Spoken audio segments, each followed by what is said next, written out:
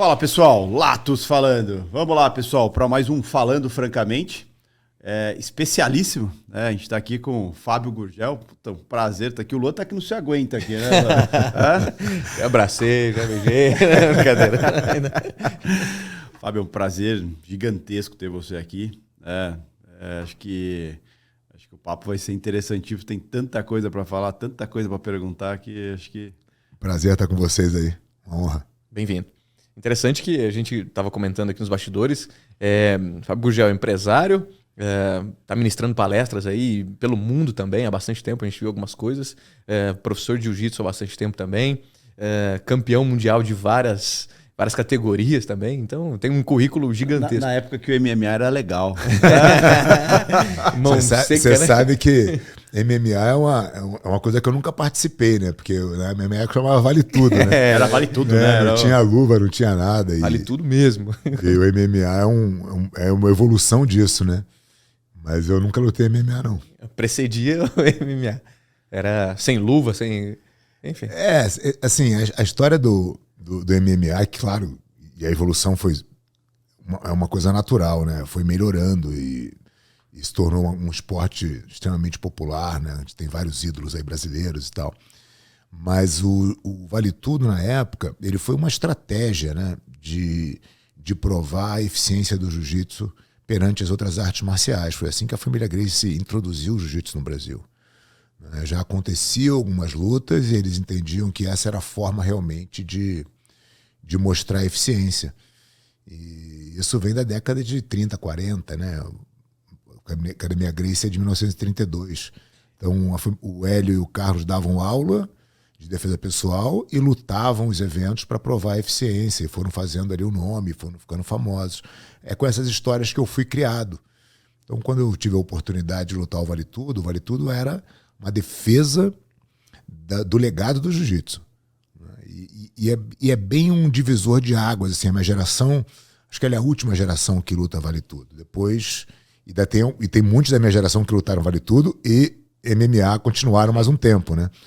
Então, foi assim que foi introduzido aí o desenvolvimento do MMA, parte desse início aí, né, do Vale Tudo e da busca de provar a eficiência do jiu-jitsu perante as outras lutas. Né? São poucas pessoas que sabem dessa história, né? De como começou o Vale Tudo, que é hoje o UFC, enfim, até errado chamar de Vale Tudo hoje, porque não vale muita coisa. Hoje não é, né? Hoje não é. Hoje realmente tem um monte de regra e tem que ter mesmo, senão a coisa não teria chegado nesses patamares que chegou, né?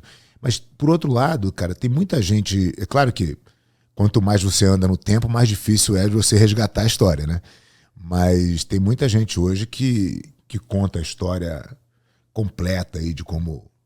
Tem um historiador, um amigo chama Elton, ele é lá do Rio de Janeiro, e ele é um pesquisador assim, muito legal, ele tem uma trilogia contando essa história inteira em 3 livros, que vai desde o início da chegada. Falou que tinha lutas de Vale Tudo no Rio no início do século XX, 1909, 1910... Ele relata tudo isso no livro dele, é muito legal. Bacana. Tem até um desafio.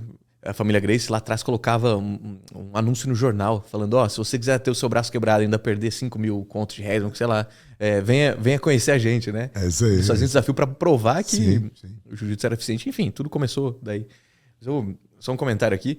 É engraçado a gente ver Fábio Gurgel, a orelha estourada, aquele típico lutador legal, mas acho que tem uma parte por trás que vai muito no encontro com o que a gente faz aqui no mercado financeiro também, que é a parte de desenvolvimento pessoal, que você vem se aprimorando aí nos últimos tempos, nos últimos anos. De repente o Jefferson vai até puxar essa linha, mas para comentar um pouco da rotina, né? Você tinha uma rotina quando era competidor, essa rotina mudou, imagino, mas você segue uma rotina diária ainda? Como é que...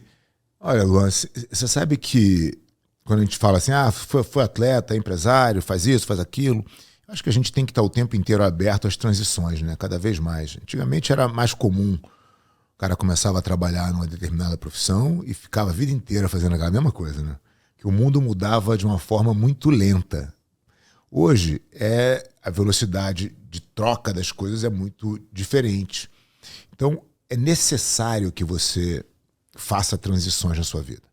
Quando eu comecei a a fazer jiu-jitsu e entendi que o jiu-jitsu seria ali o que eu gostaria de fazer para a vida, meu pai era executivo da Nestlé na época. Ele me perguntou, o que você vai fazer quando você crescer e tal? Ele estava conversando com meu irmão, eu estava de papagaio de pirata ali na conversa. E eu tinha 15 anos de idade. Eu falei, jiu-jitsu. Ele falou, não, tô falando de trabalho. Eu falei, não, de trabalho, jiu-jitsu e tal. Ele falou, pô, sabe o tamanho desse mercado? Eu falei, não sei. Ele falou, é muito pequeno. Você acha que você pode ser bom e diferente? Porque você vai ter que fazer alguma coisa diferente para você sobreviver nesse...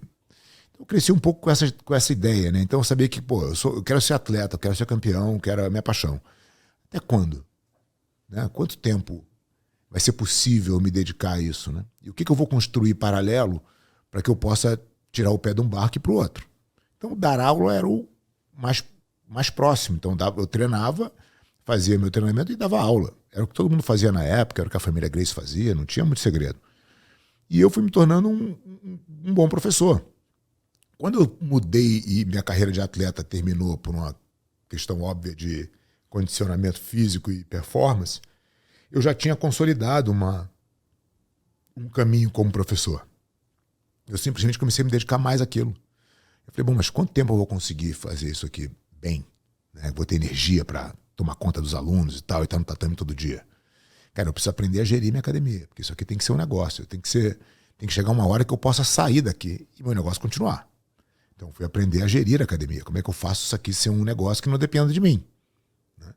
E aí você vai aprendendo essa prática, fala, bom, mas eu tenho aliança por trás, que é um negócio que todo mundo quer fazer parte. Como é que eu organizo esse negócio e coloco alguns fundamentos de gestão aqui para que isso se perpetue? Então você vai tendo que mudar e fazer as transições.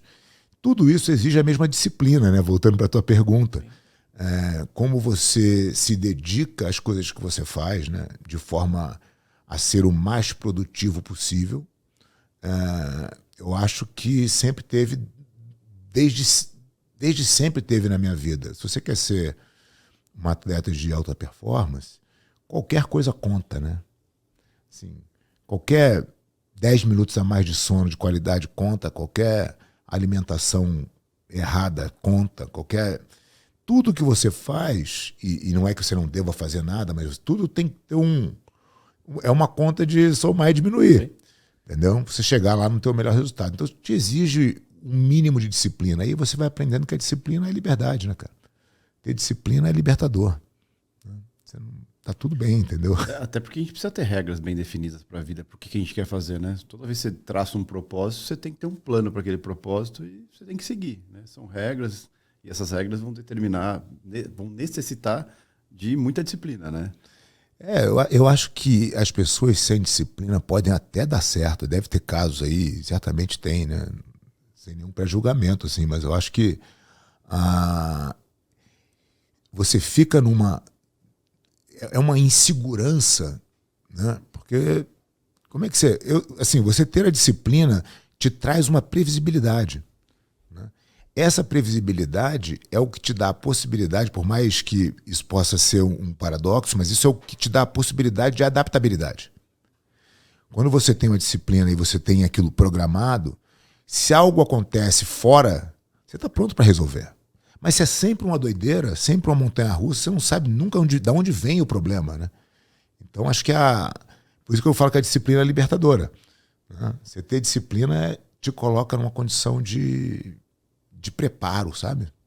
Você associa muito disciplina com rotina? Você acha que a rotina gera disciplina ou a disciplina gera rotina? Olha, eu acho que a definição de disciplina na minha concepção é você fazer com você o que foi combinado. É isso? Você não combinou que você vai acordar às 5 da manhã? Então, cara, disciplina é isso, né? Sim, eu me programei para fazer isso e eu vou fazer no matter what, eu vou fazer. Entendeu? Se eu combinei de estar lá às 3 horas da tarde, eu vou estar lá às 3 horas da tarde. Não tem possibilidade de não estar. Né? Tem negociação, não né? tem negociação. Não tem negociação com você. Quando você é uma pessoa disciplinada, você é naturalmente uma pessoa mais confiável. Né? Porque a pessoa sabe que você é disciplinado, sabe que você não vai furar. Isso te abre portas que, de repente, você não teria. Se eu tiver que escolher entre duas pessoas para fazer um negócio para mim, uma disciplinada e outra não... Tem nem o que questionar, né? Se estiverem ali equiparados em termos de de qualificação, o disciplinado vai sempre ganhar. Então, acho que a disciplina é isso. Agora, o que te permite ser disciplinado? Hábitos. Né? Bons hábitos fazem a tua disciplina ser mais fácil de levar. Então, acho que o hábito vem primeiro. Entendeu? Desculpa, só te cortá-lo. Eu perguntei porque, assim, eu me considero um cara super disciplinado, só que dentro da minha rotina. Né? Acho que, assim, eu tenho uma rotina muito bem, como você falou. Eu acordo todo dia 4h30 da manhã. Faça sol, chuva, 4h30 da manhã, eu estou em pé. Para justamente 5h30 da manhã eu estou aqui dentro do escritório para fazer toda a preparação que condiz com a minha rotina. E muita gente me pergunta, cara, como que você consegue levantar? Primeiro de tudo, cara, tocou o despertador, eu levanto. Simples. Não, mas não tem uma... Não tem. Tocou, levanta. Não pensa muito. Se você pensar muito, você não vai querer levantar. Mas fora isso, eu tenho um propósito. Eu tenho um porquê eu estou levantando esse horário. Sim. E eu tenho um compromisso comigo. É isso aí. É o meu compromisso. Então você traçou uma estratégia e você falou, cara, essa é a melhor forma de eu chegar no meu objetivo. Exato. Então, qual é o meu diferencial? Cara, eu vou acordar às 4h30 da manhã. Entendeu? Eu tenho uma sensação ótima. Eu acordo 5 da manhã e saio para treinar. Assim, eu olho e falo, cara, quantas pessoas estão fazendo isso? Eu já me sinto na frente. Um passo à frente. Eu já estou ganhando. Quando as pessoas estão acordando, eu já voltei do treino. Entendeu? Quando o meu time já pega o celular para ver alguma coisa às 8 da manhã, eu já estou lá, velho, há 500 anos, já li 2 horas, já estou... Né? Então, para mim, essa disciplina funciona. Pô, é obrigatório toda uma coisa às 5 da manhã? Claro que não. Cada um faz o seu caminho. Escolha, né? Não estou dizendo que isso é o único jeito. Né? Tem gente que é mais notívago e vai dormir 2 horas da manhã, faz um trabalho que permite, tudo bem. Mas não é o meu estilo de vida, eu gosto do dia. Então, eu prefiro acordar cedo. O meu sensei lá do interior, ele fala uma coisa bem legal, que eventualmente na academia chega um cara que por alguns motivos, hábitos da vida, já tem uma certa habilidade. Então, chega lá, nunca viu jiu-jitsu, mas ele chega na academia e já tem uma certa habilidade, ele consegue desenrolar de uma maneira mais fácil. E também, ao mesmo tempo, chega um cara que é disciplinado, não sabe nada também. E esse disciplinado vai apanhar, porque ele não tem as mesmas habilidades ali que o cara habilidoso tem. Então, é frustrante no começo para esse cara disciplinado, mas ele, no dia seguinte, ele tá lá. O habilidoso também vai estar. Porque ele tá batendo nesse cara, tá batendo em todo mundo ali, nas faixas brancas, né? E no dia seguinte, o cara disciplinado também vai lá, mas ele desanima. Aí vai no dia seguinte, até que chega um momento que começa a equiparar. Esse cara habilidoso já não tá tão mais à frente assim, porque o disciplinado tá buscando melhoria o tempo todo. Até que chega um momento em que esse cara disciplinado já tá um passo à frente. E o habilidoso, ele fica mais à vontade. Naturalmente, ele fica mais na zona de conforto dele. E o cara disciplinado tá ali, no dia seguinte. É um processo um pouco mais lento, mas é um processo orgânico, né? Você tem um resultado no longo prazo. E é interessante que quando a gente escolhe fazer alguma coisa por muito tempo, essa coisa com certeza vai surtir resultado, né? Seja tocar violão, seja dirigir, Sim. seja aprender uma arte marcial, constância, ou uma profissão né? nova, né? Existe uma escolha, né, que as pessoas às vezes confundem entre o talento e a habilidade. São duas coisas totalmente diferentes. O talento é esse cara que você descreveu habilidoso. É um cara que tem facilidade, naturalmente tem facilidade, né? O cara que nasceu algumas experiências, enfim, nasceu com aquela habilidade ali, né? E o cara que é habilidoso é o cara que tem a habilidade de aprender. Então esse cara tem capacidade de aprendizagem e, obviamente, ele tem que ter a disciplina, né? Porque senão você não consegue fazer nada. Esse cara tende a ganhar desse, porque esse cara tem um relaxamento natural. Porque não é difícil para ele. Porque ele acha fácil. Entendeu? E o cara que acha fácil, ele tende a relaxar. Às vezes é o grande erro do campeão. O campeão, quando ele chega, né, chegar a ser o campeão um dia, não é uma coisa tão difícil assim. Difícil é você se manter lá ganhando. Porque tudo gera um relaxamento, né? E aí eu volto para um ponto que a gente estava falando em off aqui, que é a coisa de você não trabalhar para um resultado. Quando você trabalha para um resultado, você tem 2 opções possíveis. Ou a frustração de não conseguir, ou o relaxamento por ter conseguido. Todas as 2 são ruins. A gente deveria trabalhar sempre num mindset infinito, né? Que seria, Cara, deixa eu construir um legado. O resultado é um milestone, que você olha para trás e fala, puta, quando ganhei aquele campeonato, ganhei aquele, pô, fiz aquela academia, fiz não sei quantos alunos campeão mundial, fiz...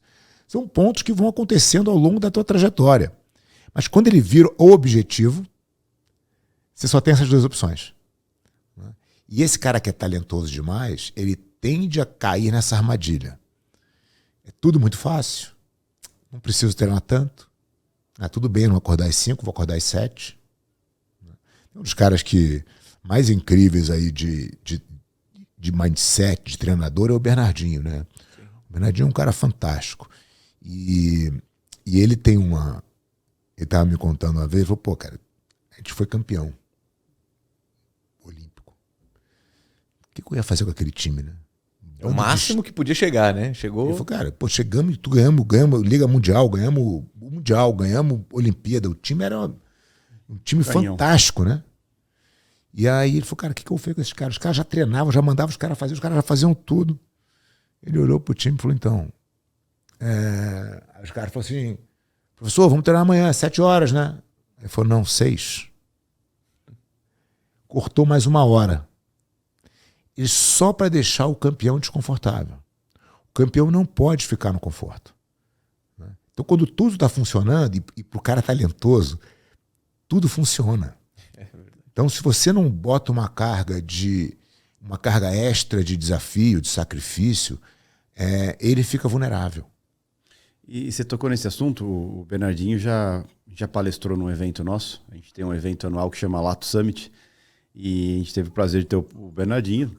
E ele falou uma coisa interessante, né? Ele fala que assim, cara, eu sou a zona de desconforto do meu time.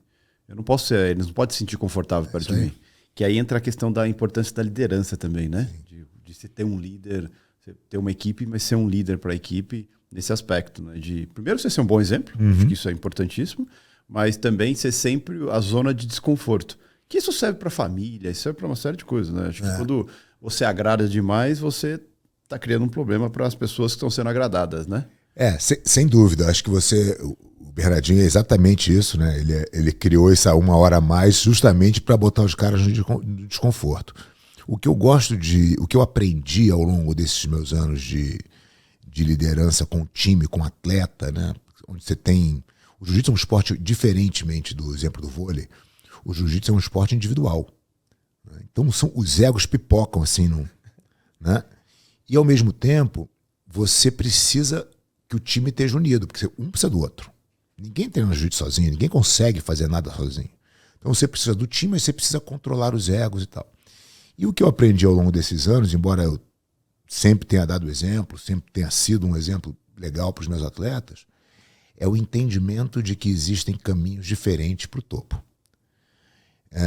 Num primeiro momento, quando eu era mais novo, eu queria impor a forma de fazer. Porque eu sabia o caminho, eu tinha ido até lá. E eu falo, cara, é assim que é. Mas o ponto é que as pessoas são diferentes. As pessoas têm rotinas diferentes, têm biotipos diferentes, culturalmente diferentes, né? Tudo é muito diverso. E às vezes você tenta fazer a pessoa fazer exatamente como você faz, mas ela não funciona daquele jeito. E você ter a capacidade de permitir que essa pessoa faça do jeito dela, talvez esteja aí a grande sacada de liderança. Porque o que você quer como líder no final do dia? Criar novos líderes.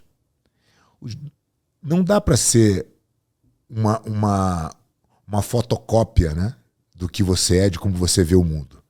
Então você precisa ter os seus liderados, eles precisam ter liberdade de criar as suas próprias convicções. Então você sai da posição de líder que martela top-down para ser um mentor. E de repente falar, cara, esse caminho eu já peguei e meti a cara na parede. Mas se você tiver sentindo que é ali, tenta lá. Entendeu?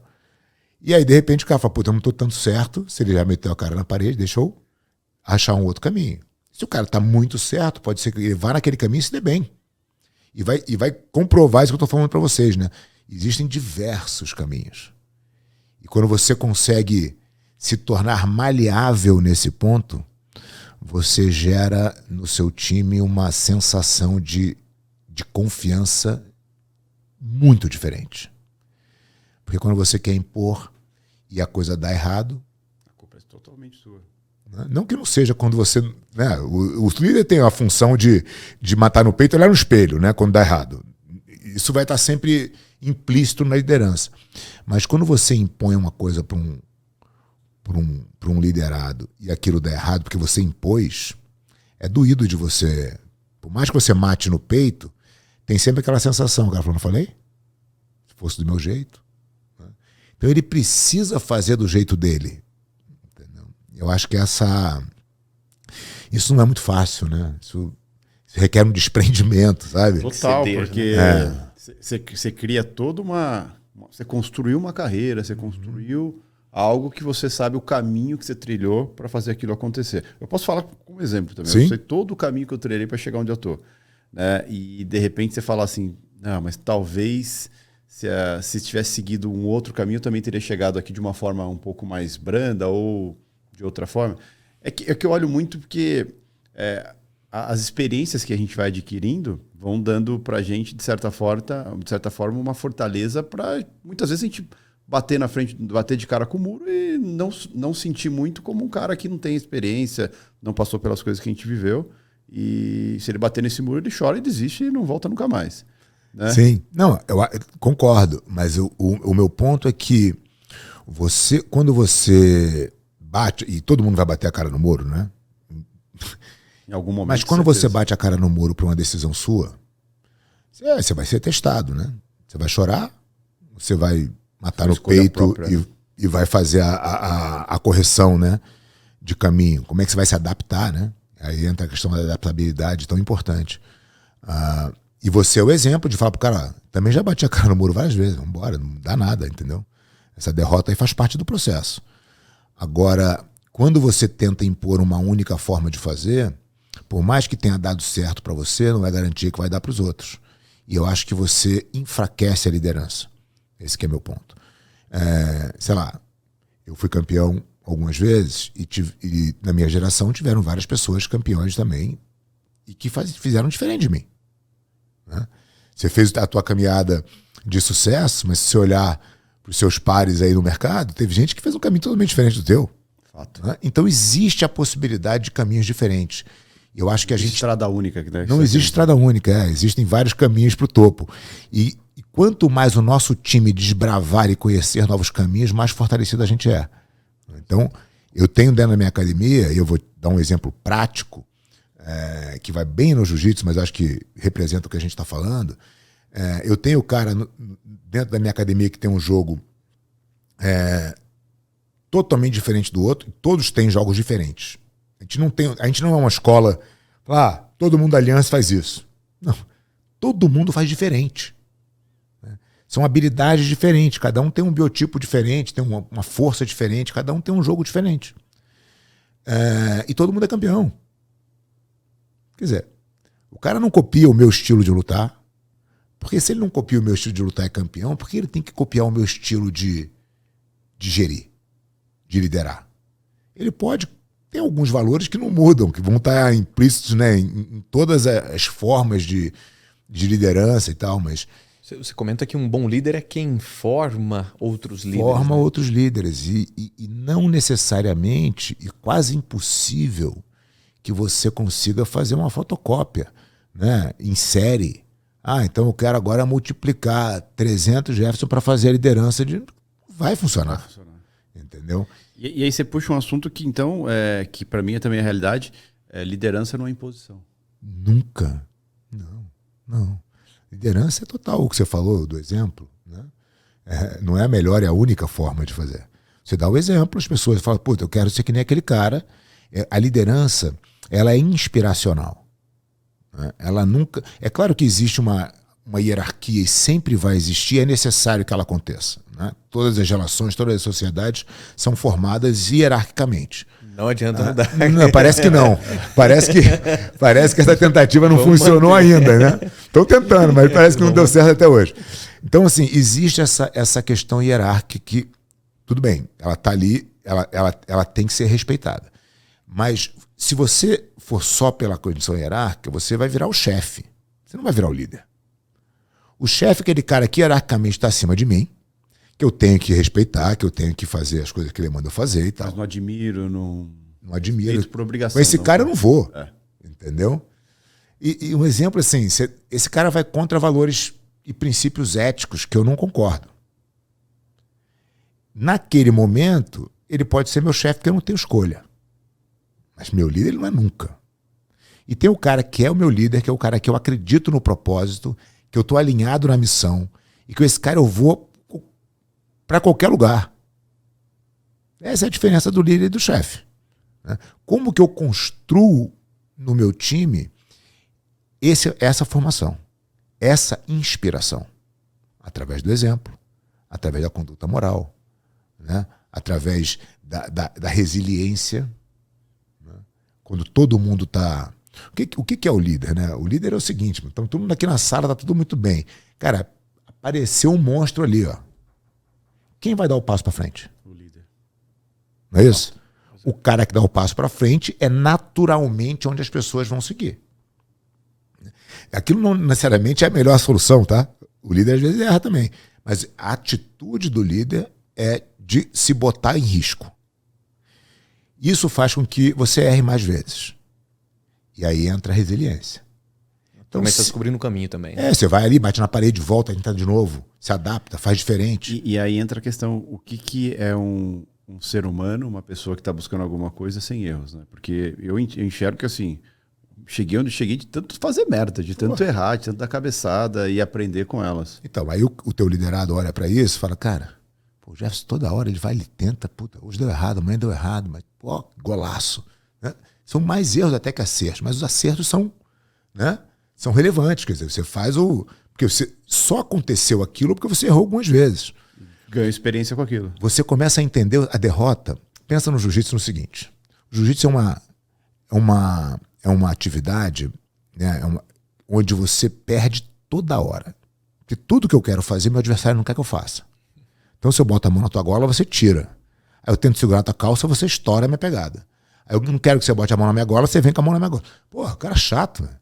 Tudo que eu quero fazer ele não deixa, tudo que eu não quero que ele faça ele quer fazer. Então isso acontece o tempo inteiro, constantemente.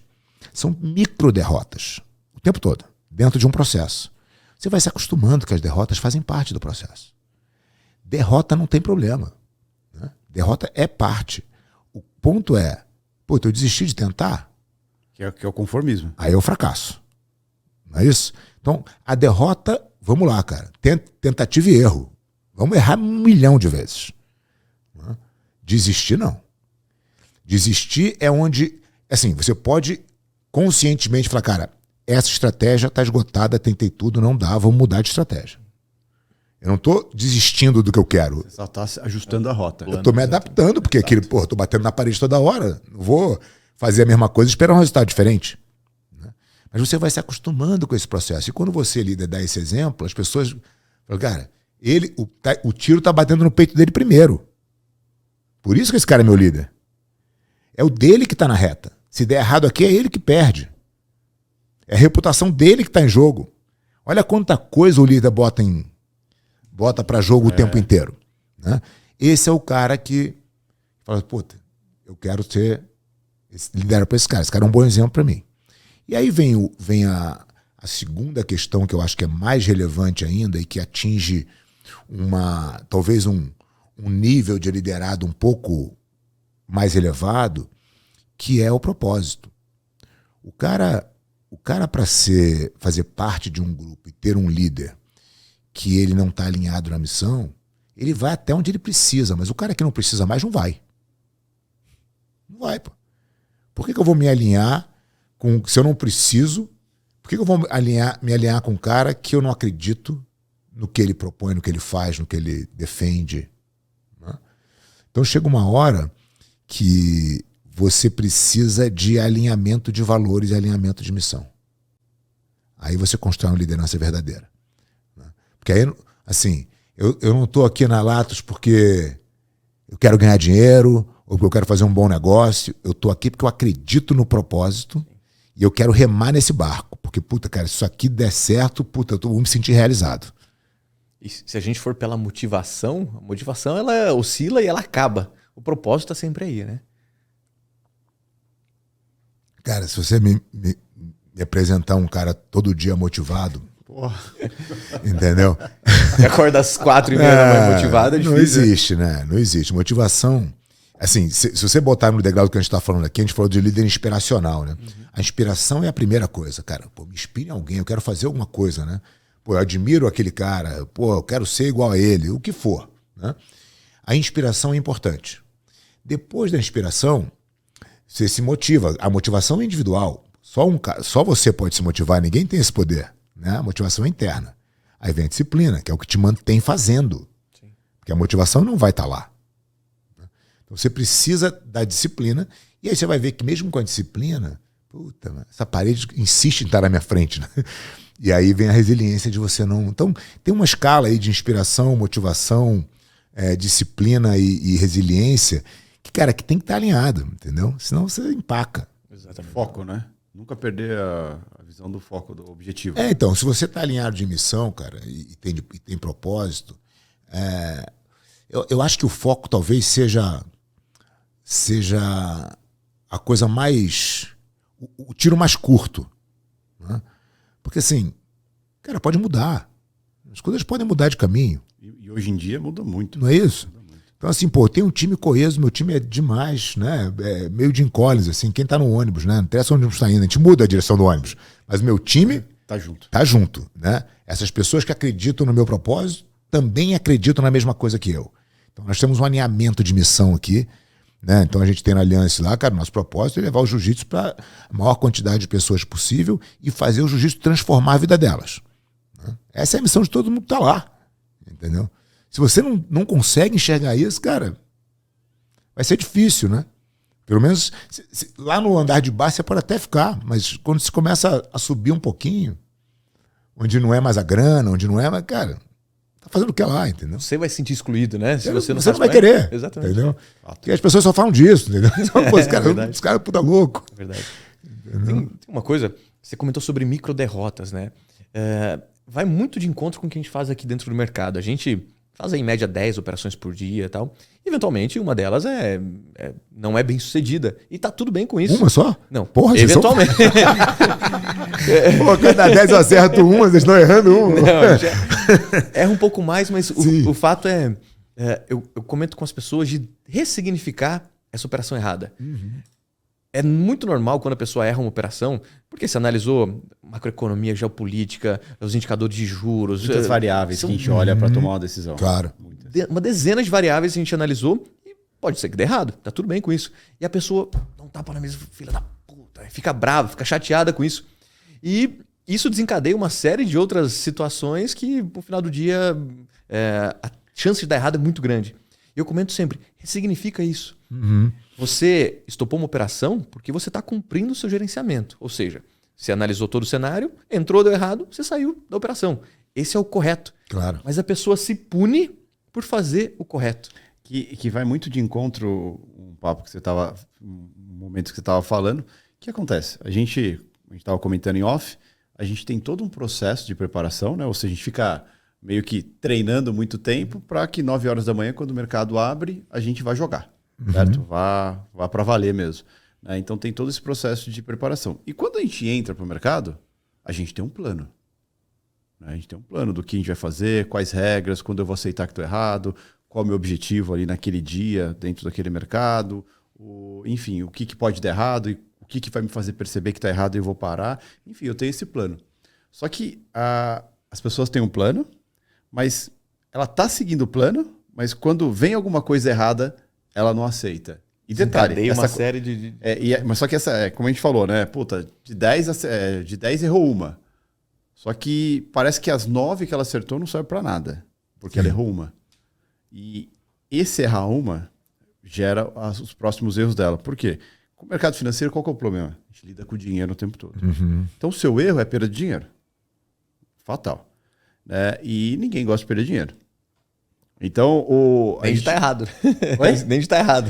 Então você está errado e perde dinheiro. Que é a pior coisa do mundo, né? Ninguém gosta de estar errado e ninguém gosta de perder dinheiro. Aí, no mercado financeiro, quando você erra, você perdeu dinheiro. Então, isso frustra a pessoa. né? E muitas vezes esse erro nem é maior do que os acertos que ela teve naquele mesmo dia. Mas aquele erro faz ela querer consertar aquele erro. E acho que você vai compartilhar um pouco com a gente disso. Consertar nunca funciona, né? Assim, eu acho que todo erro te traz a oportunidade de um aprendizado. Agora, você não tem o poder de voltar no tempo, ninguém tem.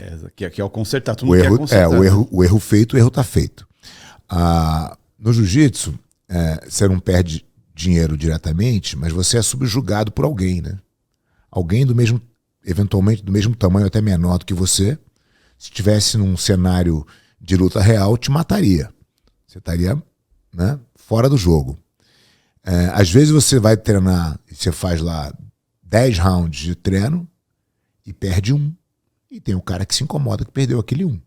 Porque ele tem aquela coisa do campeão, ele não pode perder, ele não aceita a derrota. O que até aí tem um ponto positivo. Tá? O cara ser inconformado com a derrota e bota ele pra frente. O que ele não pode ser é justamente essa tentativa de não assumir o erro, de querer culpar outros fatores. Né? O cara tem que ir lá e falar, cara, eu errei aonde? Por que eu errei? Espelho. Então, no espelho sempre. Né? Quando dá certo, ele deveria olhar na janela, falar, pô, quem que me ajudou? Né? Quem do meu time me deu um insight bom? Quem da reunião lá falou o ponto que eu apostei aqui e me dei bem?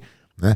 E o que as pessoas muitas vezes, no meu entendimento, cometem um erro, é que quando dá certo, eles querem matar no peito e falar, eu sou foda.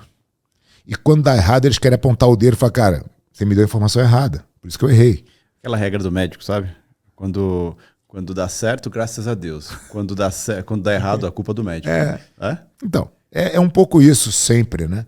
Então, acho que o erro deve ser uma fonte de nova oportunidade de conhecimento. Né? Então, se eu cometi um movimento errado e por isso meu adversário me finalizou, eu quero entender como ele fez isso, eu quero entender o que eu deveria ter feito para não cair de novo na mesma armadilha.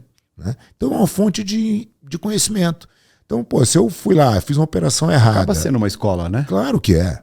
Se eu fui lá, fiz uma decisão errada, porque eu estava baseado no entendimento de um relatório que veio dos Estados Unidos. Eu falei, bom, talvez eu não possa confiar tanto nesse relatório quando eu achei que eu pudesse. Então, ou fiz a leitura e interpretação errada dele. Errada? Então, pode ser também. Qualquer que tenha sido o meu erro, o erro é meu. Entendeu? Eu acho que o que é importante a gente despertar na turma, né, e no nosso time como um todo, cara, assume a porra do erro. Mata no peito pro teu bem. Busca a tua verdade, porque as pessoas tendem a se esconder da verdade.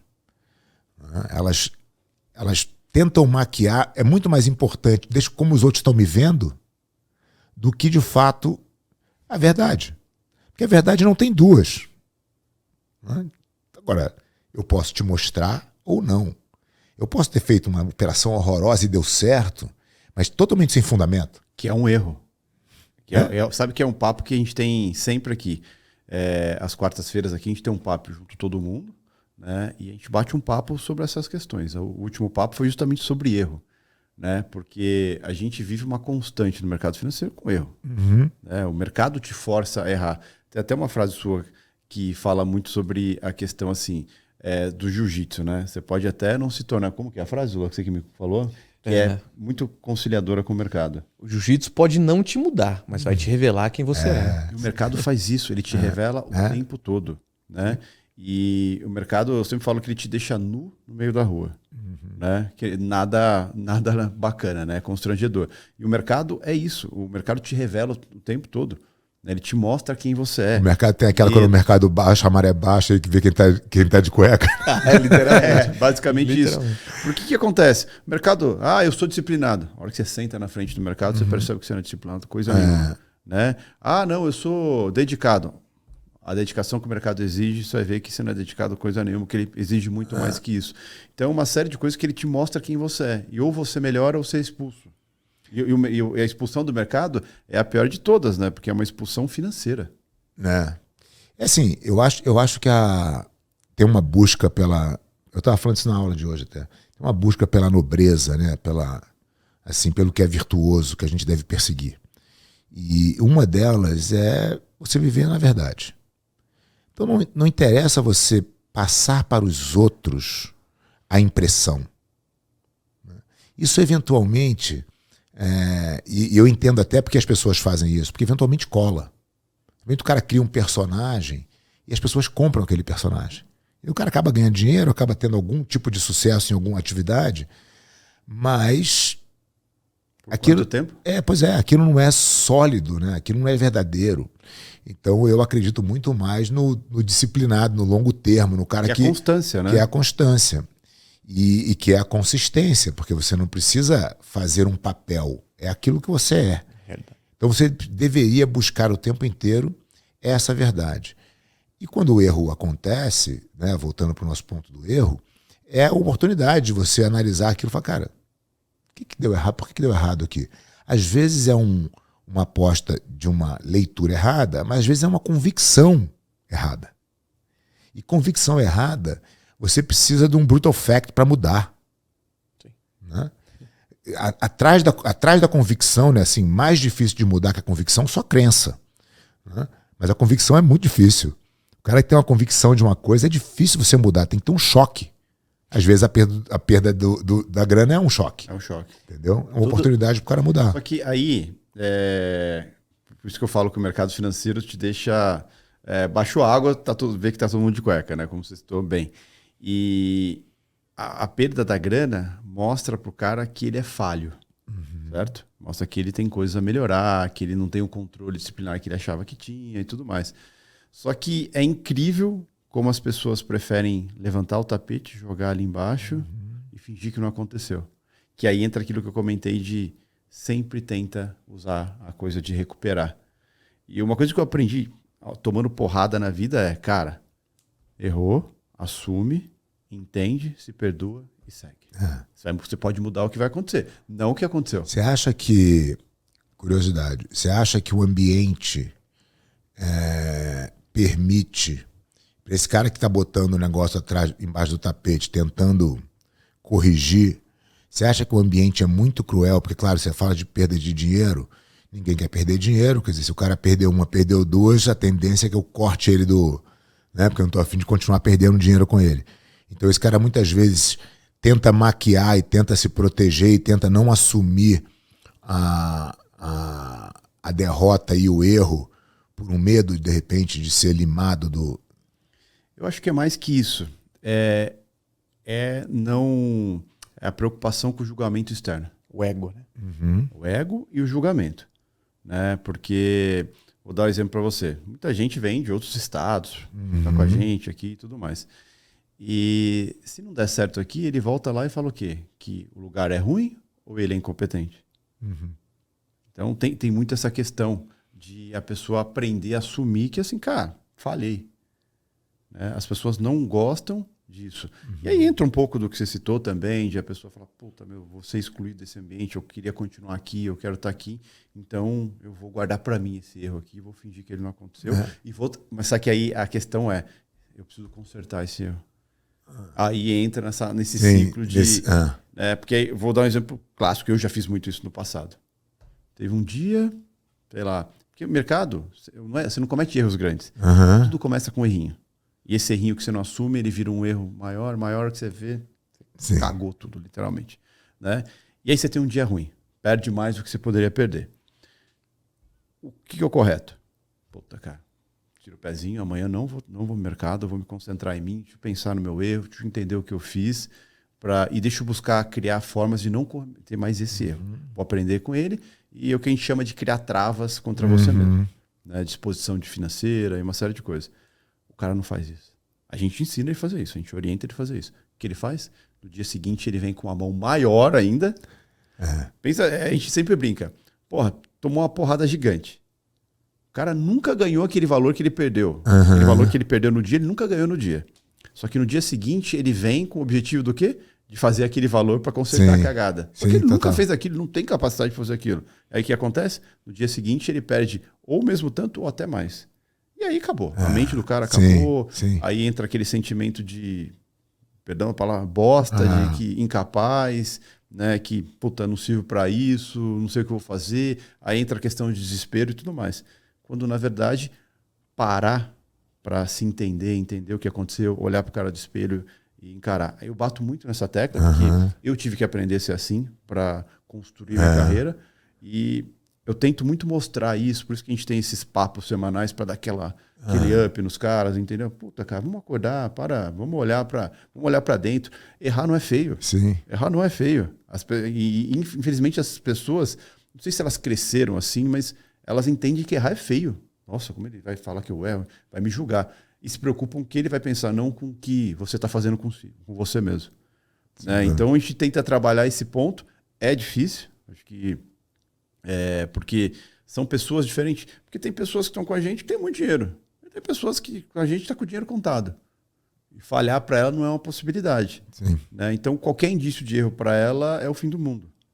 Então são situações distintas, né? Mas eu acho que a forma como você lida com o erro, ela, como você estava falando, né? Ela deve ser educacional, assim, cara. O que eu tô aprendendo com isso aqui, né? Não adianta eu vir igual eu era, né? Eu vou perder de novo. Você sabe que tem uma história engraçada. Lá no passado, no meu começo do mercado financeiro, eu só fazia merda, né? Mas até não tem uma justificativa, mas na época não tinha a democratização de informação que tem hoje. Certo? Então eu não tinha acesso. Eu comecei lá em 2000 no mercado, então faz um tempinho. Então não tinha essa democratização de informação que tem hoje. E aí o que acontece? Tomar umas porradas fora da realidade, né? E aí a corretora mandava a nota de corretagem do que você perdeu no dia por e-mail. Aí tinha aquele sentimento de não reconhecer. O que eu fazia? Não abri o e-mail. Se eu não abri o e-mail, não vi quanto eu perdi. Tá tudo certo, né? Só que assim, minha conta bancária está desfalcada. Então, hoje em dia eu pego todos os meus exemplos, as merdas que eu fiz, as cagadas que eu fiz, para mostrar que assim, cara, também fazia erro, também cometi erro. E onde eu tô? Então assim, mas por quê? Porque eu aprendi a reconhecer meus erros, aprendi a aceitar que a falha foi minha, bicho. A falha foi minha. Eu acho que isso é uma coisa que todo mundo deveria aprender, né? Que a gente volta para a questão da busca da nobreza e da verdade. Você precisa assumir os seus erros. Não é gostoso, mas tem que assumir. Na minha visão, isso é um exercício de humildade, tanto no tatame quanto aqui dentro do mercado financeiro e na vida também. Na vida, cara. Você reconhecer e falar, estou errado, o que eu faço com isso? Né? Como é que eu tiro um aprendizado disso? É fácil, pô, ninguém gosta de estar errado. Principalmente depois de um erro que pode ter causado aí, sei lá, uma diminuição do seu ego no tatame, uma perda financeira aqui. Você tem que voltar, reconhecer que está errado, bater no peito que errou também, e falar, tá, e agora? O que eu vou fazer? E traçar um plano. E eu acho que a humildade na vida é um negócio tão precioso, né? Acho que em lugar nenhum na vida o ego funciona, né? Você pega o mercado financeiro, o cara que entra de salto alto com ego, o cara pode ser o cara mais habilidoso que for, bicho. Tem duas questões nessa questão do ego. É claro que o ego tem joga como seu inimigo muitas vezes, mas o ego é uma coisa que você não tem como se livrar, né? O ego é parte de você. Se você não tiver ego, você está morto. Né? Mas ele não pode sobressair sobre tudo, né? Muito bem, você tem que ter um alinhamento, né? O que o teu ego deve buscar? Dostoiévski tem um entendimento que ele chama de a dialética da vaidade, que é justamente o equilíbrio do seu ego com para quem você faz, que é o lado humanitário. Né? Se você não se o seu propósito não envolve ninguém, significa que por mais sucesso que você tenha, você vai estar no topo da montanha sozinho, que não tem graça nenhuma. Né? Você precisa ter pessoas para partilhar o seu sucesso. E esse alinhamento é o que faz com que a sua vida fique dentro desse equilíbrio positivo. Se você tirar o ego, você tira a sua ambição, você tira a sua disciplina, você tira tudo. Tudo isso está diretamente relacionado com o ego. Você acorda cedo porque você fala, cara, eu sou foda. Eu acordo 4h30 da manhã, meu. Ninguém faz isso, só eu faço. Eu venho aqui, eu trabalho até as 9 da noite. É o ego falando aí, ó. Né? Então, querer apagar o ego é querer matar o campeão. Campeão é cheio de ego. Né? Inclusive, tem uma das transições mais difíceis, né, no mundo do jiu-jitsu, e acredito que no mundo da competição em geral, é você, quando você deixa de ser competidor, onde o seu ego tá dominante, e vira a chave para ser professor, por exemplo, onde é tudo para os outros. A função do professor é servir. A função do atleta é ganhar. Então você só pensa em você, aqui você só pensa no outro. E assim, essa é a grande dificuldade do cara que não faz a transição de forma gradativa e fala assim, não, quando eu terminar a minha carreira eu vou ser professor. Eu falei, não vai, cara.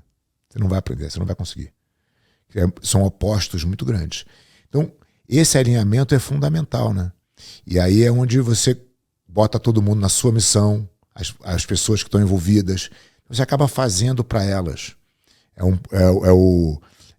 virtude do egoísmo, né, de Ayn Rand, que ela fala onde você só faz o bem para os outros porque aquilo te faz bem. E é assim que tem que ser. Não existe essa tentativa de colar essa pecha altruísta nas pessoas, nos filantropos, né? Olha como esse cara é bonzinho, olha o fulano de tal, que olha, doou não sei quantos bilhões. A gente sabe qual é a verdade por trás disso tudo, né? Não tá o altruísmo ali. Não, assim, tirando a Madre Teresa de Calcutá, talvez não tenha ninguém 100% altruísta. Eu acho que as pessoas que mais fazem bem para os outros, elas fazem bem para os outros porque faz bem para elas. E aí, você nunca está cansado de fazer bem para você. Você nunca está desmotivado para fazer bem para você. Olha o ego de novo falando. Né? Então, como é que eu alinho isso? Se eu alinhar isso, eu vou fazer bem para os outros todo dia. Porque fazer bem para os outros é diretamente ligado ao que me faz bem. Então, quando eu vou dentro do meu negócio, quando eu vou para academia, quando eu vou ensinar alguém, puta, eu estou entregando ali o ouro que eu tenho de melhor, que é o meu conhecimento de jiu-jitsu, que eu sei que vai transformar a vida daquela pessoa. Mas eu estou fazendo bem para minha escola, estou fazendo bem para o meu negócio, estou construindo um monte de gente, estou fazendo um monte de professor ter sucesso na vida. O sucesso dele é o meu. Por isso que eu faço. Né? Então acho que a gente não deve ter uma aversão ao ego, a gente deve entender como o ego deve funcionar. Entendeu? Porque virou um pouco clichê, né? Ah, não, pô, esse cara não sei o quê, o ego. Falando... Não, peraí. Tem um livro, né? O Ego é Seu Inimigo. O Ego é Seu Inimigo, do Ryan Holiday, que é sensacional. Ele tem um boxezinho dele que acho que vale muito a pena, que é o obstáculo é o caminho, ego é seu inimigo e a quietude é a chave. São os 3 principais dele. Pilares. E agora ele está vindo numa série de livros das virtudes cardinais. Ele escreveu o primeiro da coragem e o segundo da disciplina. Ele é um cara muito legal. Ele traduz a filosofia estoica para o mundo contemporâneo de uma forma muito fácil, muito leve, muito legal. E você sabe que você falou, né, a questão de ensinar. Você sabe que ensinar para mim é um negócio que você resumiu, cara. Se eu tivesse que, acho que eu não falaria tão bem, mas eu olhei e falei, caralho, eu faço isso. É isso, né? Que é a questão de eu sou o lutador, que eu sou o trader que vai lá, opera todo dia, se coloca em risco todo dia, né? E sou o cara que também ensina os outros a como fazer isso. E é claro, como galgar novos caminhos, ter sucesso. E olha aí, o prazer que te dá quando você vê um aluno teu dando uma porrada, não é? Aqui, ó. Aqui. Esse aqui é brilha que... então, o orgulho é monstruoso. E assim, me faz bem e cada vez eu quero fazer mais. Então, agora, por que você tem que aceitar uma cultura que impõe que isso é ruim? Pois é. Né? O que a gente está dizendo aqui é o seguinte: se você for um cara bem sucedido, que ganha dinheiro, que gosta de ganhar dinheiro, que ajuda os outros a fazer você ganhar mais dinheiro, você é um vilão. É, fato. E as pessoas começam a aceitar essa pecha, entendeu? E por isso que eu bato sempre na tecla. Cara, eu só ajudo os outros porque me faz bem. É simples assim, entendeu? Agora, eu ajudo mais gente que você que está falando aí que não é legal ruim. Isso. Entendeu? Fato. Acaba o argumento, né? Mas aí entra, desculpa te cortar, Imagina. mas entra num ponto. Você já foi criticado por alguém que é melhor que você? Difícil, né? Não, você é cara criticado tá ocupado fazendo outra coisa, né? Entendeu? Esse é o X. Eu nunca fui criticado por alguém que fez mais do que eu. Eu sou criticado por quem fez menos. Eu ouvi uma vez uma discussão e Era um negócio de projeto social e tal. E aí o cara falou pra ele assim, não, a nossa diferença é que eu gosto de ajudar as pessoas e você não. Eu falei, olha, tudo bem. Acho legal você gostar de ajudar as pessoas. O que exatamente você fez para ajudar as pessoas com o dinheiro de quem? Né? Porque fazer com o dinheiro dos outros também é mole. Agora, eu vou te dizer a maneira que eu tenho de ajudar as pessoas. Aí eu falei assim, vou fazer o seguinte, não vou nem falar nada. Vai lá na parede da academia e olha quantos campeões mundiais foram feitos lá e onde essas pessoas estão. Essa é a minha forma de ajudar, fazendo o que eu sei fazer. Doando o meu tempo e o meu conhecimento. Que é a coisa mais valiosa. E criando oportunidade de trabalho. Né? Então, aí as pessoas na cabeça pensam o seguinte, mas você está fazendo isso porque você está crescendo a aliança. Eu falei, exatamente. Eu não vejo problema nisso. Eu acho, pelo contrário, se eu crescer a aliança, eu vou poder ajudar mais gente. Agora a gente está com um projeto que é o Instituto Aliança, que a gente lançou, está indo para o 2º ano, que é um instituto que cuida de 24 atletas. Inclusive, um dos nossos patrocinadores principais é o BTG.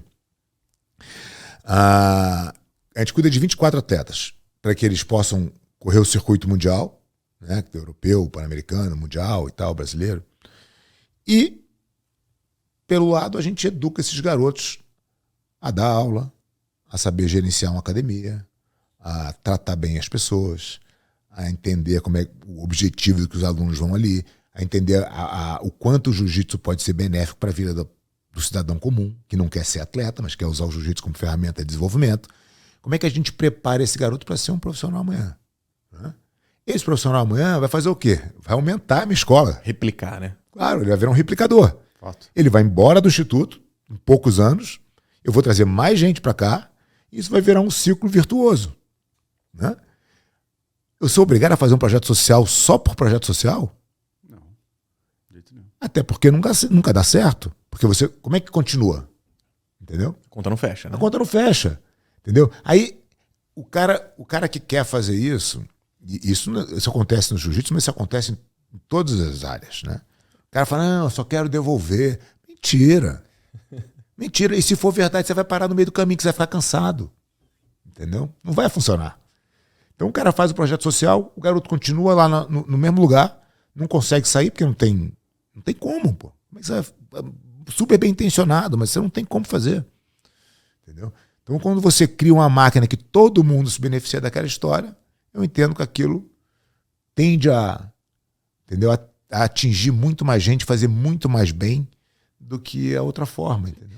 Aqui na nossa sociedade a gente tem um conceito de humildade bastante diferente, né? O Abílio Diniz, ele fala uma coisa legal pra caramba. Ele fala assim, humildade não é você usar roupas baratas e comer em lugar barato e andar de ônibus. Isso não é humildade.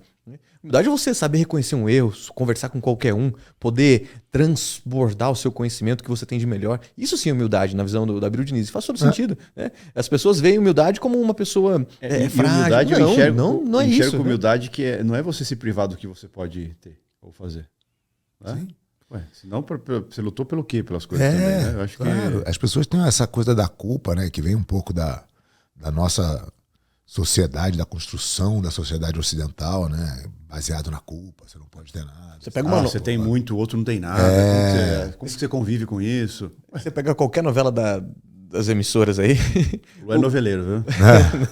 Qualquer novela, o vilão sempre é o empresário. Você não tem o empresário ali como sendo o cara fomentador de conhecimento, de geração de emprego. Não, ele é sempre o vilão ali na história. Essa é a história, essa é a narrativa que está sendo contada há muito tempo, né? Então isso, você vê a sociedade mais desenvolvida, que é a americana, é exatamente o contrário, né? Onde as pessoas admiram o sucesso, admiram as conquistas, né? Você fala assim, nossa, esse cara é muito legal, né? Esse cara olha o que ele construiu e tal. Isso é admirável. Então as pessoas buscam aquele caminho. O outro é apontar para o vilão. Esse empresário é vilão. Fala, como vilão? O cara dá 300 mil empregos, como é vilão? Entendeu? Então é... Mas é uma... Eu não sei se dizer se é uma cultura implantada e tudo mais, mas é uma coisa que não vai mudar. Eu não sei se não vai mudar. Eu acho que existe, claro, enraizado na cultura. É a cultura judaico-cristã. É essa aí que a gente tem. Agora, que a gente pode melhorar, a gente pode, que a gente pode evoluir, que a gente pode mostrar por exemplos que não é bem assim, e que a gente não deve, não acreditando nisso, se subjugar a esse conceito, né? Porque senão você vai também sendo conivente, né? Você fala, não, tá, então não vou fazer também. Então, puta, eu não vou comprar esse carro, porque realmente, se eu comprar o carro agora, por que o cara que não tem dinheiro para comprar o carro vai pensar? Então, que eu falei, humildade não é você se privar das coisas que você pode ter. De jeito nenhum, de jeito nenhum.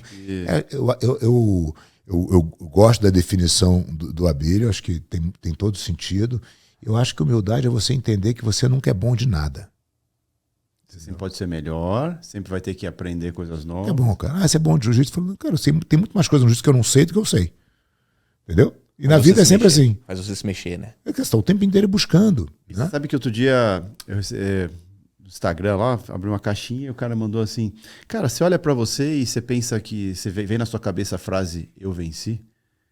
E eu parei pra pensar um pouco, falei, cara, não vem na minha cabeça essa frase. Tem um tempo pra pensar nisso. Eu nunca tinha pensado nisso, assim, mas eu falei, cara, não vem na minha cabeça essa frase. Eu vejo que, assim, cara, sou um cara em constante construção, tô lutando, tenho meus objetivos, tenho coisas que são importantes pra mim, acho que ter dinheiro não é vencer nada, não. Não, e até porque, cara, você tem dinheiro hoje, amanhã você não tem. Exato. Você não sabe quantas pessoas já, né? Quantas montanhas-russas a gente já viu aí. Acho que primeiro que as pessoas não deveriam ser balizadas de forma alguma por dinheiro, mas sim, pelo seu legado. Sim, se isso é um ponto importante, tudo bem, a gente vive na sociedade e o dinheiro tem o seu valor, né? Mas eu acho que as pessoas não podem ser julgadas por ter ou não ter. Agora, quem você é, como você trata as pessoas, né? Isso é a definição de uma pessoa virtuosa, né, cara? Então, exatamente. Posso só, puxando esse gancho, que é até um gancho que o Luan me deu hoje, que a gente estava conversando, tudo na vida tem um processo para se construir, né? E o ser humano, a gente estava falando de erros, dessas coisas, de humildade, de ego, e tem a questão do imediatismo, né? Que é o que a gente estava conversando aqui. As pessoas querem agora. Não, mas bicho, você vai ter que passar por isso, por isso, por isso. Não, eu quero... Como que faz para cortar o caminho disso? Todo mundo está buscando um atalho, né? Uhum. E acho que o jiu-jitsu é uma carreira também. Anos e anos ali para pegar o seu nível. Quantos anos? 40 anos de jiu-jitsu. Então, assim, e como que você coloca na cabeça dos alunos, das pessoas que convivem com você, que estão lá para aprender, que o processo é importante, não é tão ruim, e que as coisas não vão acontecer amanhã? Eu acho que, assim, a gente tem algumas vantagens no jiu-jitsu, porque você tem ali determinadas faixas, né? A sua progressão, então você tem um tempo mínimo para chegar ali. Já está um pouco desenhado esse caminho. Mas o que eu gosto de frisar, e que eu acho que é importante as pessoas, independente de praticarem jiu-jitsu ou não, entenderem, é que a gente tem que procurar a virtude, né? Como é que eu posso ter uma vida virtuosa? A vida virtuosa, ela só vem através de sacrifício. Se eu não tenho dificuldade, eu não gero virtude. Quando eu me acostumo com dificuldade, cara, dificuldade tem aí aos montes, né? Então eu vou vivendo a dificuldade, eu vou me satisfazendo por superar as dificuldades. E é isso que vira o vício. Né? Você fala assim, cara, o dinheiro? Não, o dinheiro, já tenho. O dinheiro já chega uma hora que não é mais o dinheiro. Cara, mas é a dificuldade. A dificuldade me motiva. Né? Eu superar o desafio me motiva. Então, quando você aprende que você deve buscar a dificuldade para o seu desenvolvimento, e que esse é o único caminho, não existe em nada, em nenhum aspecto, não existe crescimento sem dor. Não tem. Então, se eu busco ali o desconforto, a dificuldade, e eu supero aquilo me dá uma sensação de prazer. É aquilo que eu vou buscar de novo. E aí, cara, se você não está buscando isso, você não está vivendo isso, não vale. Então o que as pessoas querem, na verdade, elas querem chegar ao ponto final que elas imaginam, que é o ponto final, muitas vezes relacionado à grana, né? Assim. Elas não estão querendo passar por esse calvário. Só que se não passar por esse calvário, não tem valor. Entendeu? Então, você tem que trazer as pessoas para essa realidade, literalmente. Entendeu? E uma coisa que dificulta todo esse entendimento, de repente, na minha geração, na que está vindo aí, é o fato de ser imediatista com diversas coisas. Eu quero ir pro centro da cidade, eu chamo o Uber aqui, o Uber tá aqui em 5 minutos. Eu quero uma refeição quente, eu coloco o micro-ondas, tá ali, super acessível. E eu tenho 2 exemplos aqui, um cara graduadíssimo em jiu-jitsu, um cara muito bem sucedido no mercado financeiro. São 2 pontos da minha vida que eu considero bastante. Mas eu sento do lado dele, vejo as operações, a gente troca figurinhas ali. Só que eu tô ali, né, pequenininho comparado com ele. Olha, o cara tá fazendo um caminhão de dinheiro ali, literalmente. Se eu me comparar com a régua dele, ou se eu me comparar com a sua régua, que tá anos-luz à minha frente no jiu-jitsu, ele anos-luz à minha frente no mercado financeiro, isso gera uma frustração imediata. Uhum. Então, peraí, eu tenho que usar a minha régua. Jefferson comenta sempre, você também, quem eu era lá quando eu comecei? Eu evoluí no meu processo? Eu estou curtindo essa porra desse processo? Isso tá me dando tesão, esse negócio? Se estiver me dando, pronto, estou no caminho certo. É isso aí. Mas, infelizmente, aqui dentro, enfim, passam várias pessoas e o que as pessoas comentam, poxa, Luan, eu fiz a mesma coisa que você e não deu certo. Cara, você entrou ontem, eu tô há 5 anos todos os dias aqui, 100% dos dias e mais um tempo em casa. Já está há 20 e tantos anos aqui, você está há muito tempo aí no jiu-jitsu e as pessoas usam a régua do outro. Mas, cara, se compara com você, quem você era ontem ou há uma semana atrás, você evoluiu alguma coisa? É um ponto que você coloca, acho que o Thales também tem essa pegada muito bem definida. Usa você para se comparar. Você está evoluindo 1% por dia? Ou menos que isso, mas está em constante evolução. Né? Isso eu acho sensacional. Essa coisa do 1% por dia, né, cara, é um conceito muito legal. Mas você precisa aceitar. Você comentou da facilidade da vida hoje, né? Então, assim, na real, você não precisa fazer quase nada. Né? Nem assim, levantar para trocar de canal, né? Não, você vai no aplicativo, pede comida, você pede o transporte, você pede, não tem dificuldade. Se você não se impuser por vontade própria uma dificuldade, você vai virar uma ameba. Você vai virar uma pessoa extremamente vulnerável, né? Uma pessoa que depende dos outros para tudo. Porque aquele aplicativo é os outros. Aquele aplicativo, amanhã o Uber pode não estar aí, né? Inclusive parece que não vai estar. Entendeu? Então, assim, você tá o tempo inteiro se permitindo ficar numa falsa zona de conforto. Porque aquilo ali, cara, você não está se preparando para nada. Né? Então, as pessoas têm terceirizando tudo. Né? As pessoas têm que, por vontade própria, se botar na dificuldade. O exemplo de acordar 4h30 da manhã é isso. Eu me boto no desconforto para que ninguém possa me botar. Né? Então, eu estou sempre no meu desconforto. Quando aparece um problema, eu falo, é isso, pô? Isso aqui eu faço todo dia, porque eu quero. Imagina se, né? Então, isso passa a não ser mais um problema. E eu entendo que a geração nova, cara, não tem isso na... Assim, tá tudo muito fácil. Alguém tem que dizer para eles. Entendeu? E é interessante isso, porque eu vejo pelos meus filhos, cara. É uma facilidade que eles aprenderam a lidar com as coisas. A minha filha mais velha de 15, cara, celular ali, ela resolve tudo. Né? E você percebe total comodismo com aquilo. Né? E aí eu vejo, que eu me pego pensando, o que eu fazia com 15 anos? 15 anos eu já tinha carteira assinada, cara. Eu trabalhava, né? Então, assim, e você vê que é uma geração, e é preocupante isso. É preocupante, né? Porque é uma geração, né? Que é aquela velha frase lá, né? Que tempos difíceis criam homens fortes criam tempos fáceis criam... Verdadeiríssima, né? Eu acho que é isso aí. Eu acho que as pessoas deveriam ter essa... Assim, deveriam encarar os problemas e as coisas chatas do dia de uma forma diferente, sabe? Eu acho que tudo é um problema, né? Assim, eu estava conversando com a minha enteada, ela falou assim, tem que pegar Nossa, tá dando 54 minutos de trânsito pra minha faculdade. Acho que eu não vou. Eu falei, peraí, né? Bota um podcast aí, vai escutando, vai aprendendo um negócio, se vira. O trânsito é o trânsito, entendeu? O problema não é o problema, né? Entendeu? Exato. Você pega um exemplo. Na época que eu estava me construindo pro mercado financeiro, na época eu tava fudido, mas fudido mesmo. Não tinha grana para nada.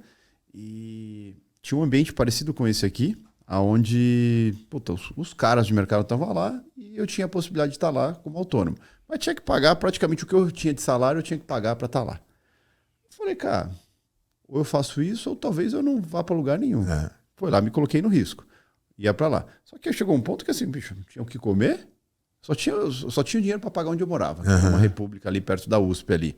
Né? E tinha dia que eu não tinha grana para pagar o transporte para ir até lá. O que eu fazia? Não ia? Não. Saía 4 horas da manhã andando ali da Alvarenga, da entrada da USP ali, até o centro de São Paulo, ali na São Bento. Né? Então, é isso, cara. Isso é o... Meu, quanto você quer isso aí? Sim. Né? E assim, aí vem a questão de imediatismo que a gente falando. O cara quer ser a gente. Quer ter o que ele tem agora. Mas vamos sentar aqui, vamos te contar uma historinha, como que foi para passar por tudo isso, para ver se você está disposto. É que a resposta é assim, não, mas isso era outra época. Entendeu? Essa resposta está na ponta da língua deles, entendeu? Então, eu acho que o ponto é educacional, é sentido, cara, o que você está se fazendo para ficar menos dependente dos acontecimentos externos? Porque no entendimento da vida, assim, o que está no teu controle, cara, são mínimas coisas. Né? E as coisas acontecem à sua volta. Como você reage a elas é a grande diferença de se a sua vida vai ter sucesso ou não. Então, como é que você se prepara melhor, cara? Entendeu? Você não pode estar achando que tudo vai funcionar como você gostaria que funcionasse o tempo inteiro, porque não vai. Normalmente as pessoas não estão preparadas. Né? Enfim. Fábio, eu queria só ouvir um pouquinho da sua história lá atrás. Você lutou em alguns campeonatos ali que valia tudo. A gente comentou no começo, mas eu queria escutar essa trajetória até o momento em que você foi fazer um tour pelo mundo, aí dando palestra, você resolveu que realmente ia dar uma finalizada na carreira de lutador e ia partir para essa... Cara, a minha história é assim, né? Eu comecei o jiu-jitsu com 13 anos de idade, no Rio de Janeiro, por uma... Você tem quanto agora? Eu tenho 53, tenho exatamente 40 anos de jiu-jitsu. E é aquela fase que você começa a sair de perto dos pais, né? Andava na rua, morava perto da praia e tal, tava com a turma ali da... Falei, cara, não posso ficar tão vulnerável assim, né? E eu tenho um irmão mais velho de 3 anos e meio. E eu brigava com ele dia sim, o outro também, que era parte da atividade física, né? E eu, obviamente, só apanhava. E o jiu-jitsu foi eu costumo dizer que o meu job to be done para entrar no jiu-jitsu foi exatamente parar de apanhar do meu irmão. Essa foi a verdadeira razão. E rapidamente eu resolvi esse problema. E me encantei com o jiu-jitsu. Aí comecei a competir, comecei a ter sucesso nas competições. E eu falei, bom, com 15 anos eu falei, cara, isso aqui que eu vou fazer pra minha vida. E aí começa o olhar, fala, bom, eu tenho que ter destaque na competição, mas eu tenho que olhar como é que eu vou ser um bom professor. Então eu começo a ajudar meu professor na academia, a fazer ali o auxiliar, né? Cuidava das aulas introdutórias. E aí daqui a pouco comecei a ir no banco, levar o dinheiro para depositar, porque eu queria entender como é que funcionava a finança, dava presença para os alunos.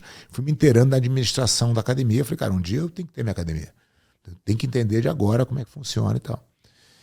Cheguei na faixa preta com 19 anos. Tive sucesso nas competições o tempo inteiro, então fui tendo uma projeção do meu nome dentro do esporte, até que eu montei a minha primeira turma no Clube Federal no Rio de Janeiro, onde eu já frequentava e tal, consegui um espaço para dar aula lá. E aí começo a dar aula, começo a ter minha própria turma, 2 anos se passam, eu faço uma fusão com o meu professor, a gente monta uma academia juntos no Ipanema. Isso na época que o jiu-jitsu estava bombando no Rio de Janeiro. O jiu-jitsu estava começando a ficar conhecido. O que acontece, o jiu-jitsu no Rio de Janeiro sempre foi conhecido, né? Uhum. Mas nessa época que eu juntei a academia com ele, foi a época do desafio Jiu-Jitsu Luta Livre, que foi uma luta que foram 3 atletas do Jiu-Jitsu contra 3 da Luta Livre. O Carson treinou o time do Jiu-Jitsu. Eu fui a luta de fundo do evento e passou quase ao vivo na Globo. Passou tipo antes do Supercine. Acabou o evento, começou a transmissão. Então, cara, o jiu-jitsu explodiu ali, em 91.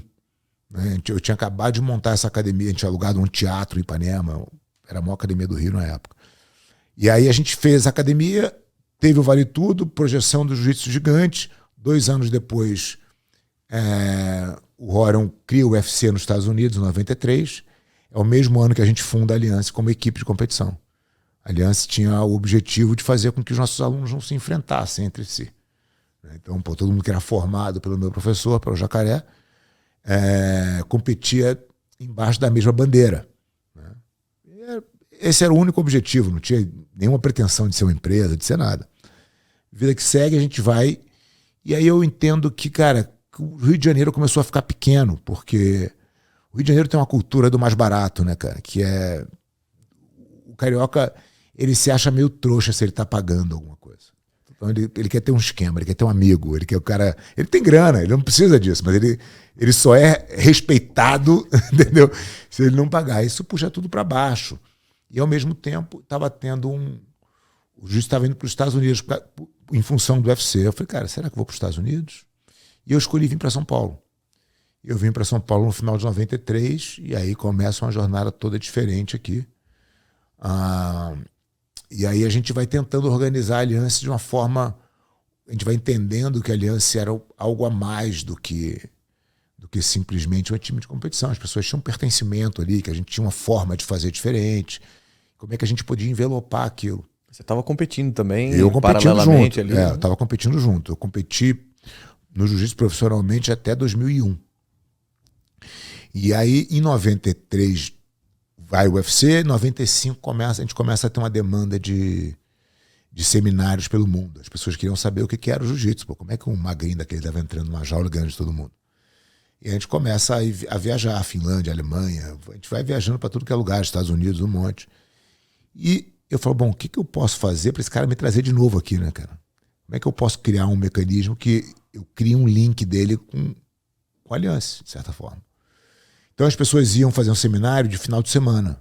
A gente batia lá, dava 2 dias de aula, ganhava uma grana, voltava, pô, delícia, né? Eu falei, não, cara, eu vou fazer o seguinte, ao invés de 2 dias...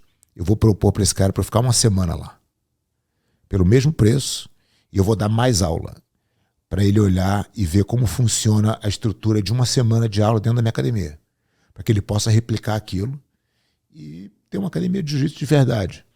E isso foi o primeiro vínculo que a Aliança teve com essas academias fora. Então eu passei aí todos os anos, e todo ano que eu ia eu tinha mais umas 2. Aí eu fui aumentando o tempo que eu ficava viajando. Tinha uma hora que eu falei, cara, não dá para viajar mais. Não ter mais semana no ano para ficar viajando. Eu tinha que cuidar da academia, estava competindo, tudo junto. Falei, vou botar os meus garotos para fazer essas viagens e vou desenvolver. E, na verdade, esse estalo, esse insight da metodologia vem de um papo com um alemão em Frankfurt, que ele me pergunta quantos alunos... Ele queria saber da Aliança e tal. Ele fala, pô, sabe quantos alunos o meu professor de 21 tem aqui na Alemanha? Eu falei, não sei nem que é 21. Não sabia, tinha uma espécie de um Kung Fu, né? 50 mil. A Aliança devia ter 1.000. Imagina, a Aliança tem 30 mil hoje. Eu estou falando de 98, 99, talvez. Falei, nossa, velho, o que esse cara faz, né? Fui olhar o 21, puta, não tinha nada demais, entendeu? Assim, em termos de arte marcial, não era uma coisa... Mas ele tinha um sistema que a gente não tinha. Tinha uma metodologia que a gente não tinha. O jiu-jitsu era muito unfriendly, né, para quem queria começar. O cara te jogava lá, você se vira. Era sobrevivente, né? Só ficava no jiu-jitsu quem era sobrevivente. E aí a gente vem e muda essa... A gente começa a criar uma metodologia de aulas em grupo que nunca existiu no jiu-jitsu, porque a família Gracie dava aula particular.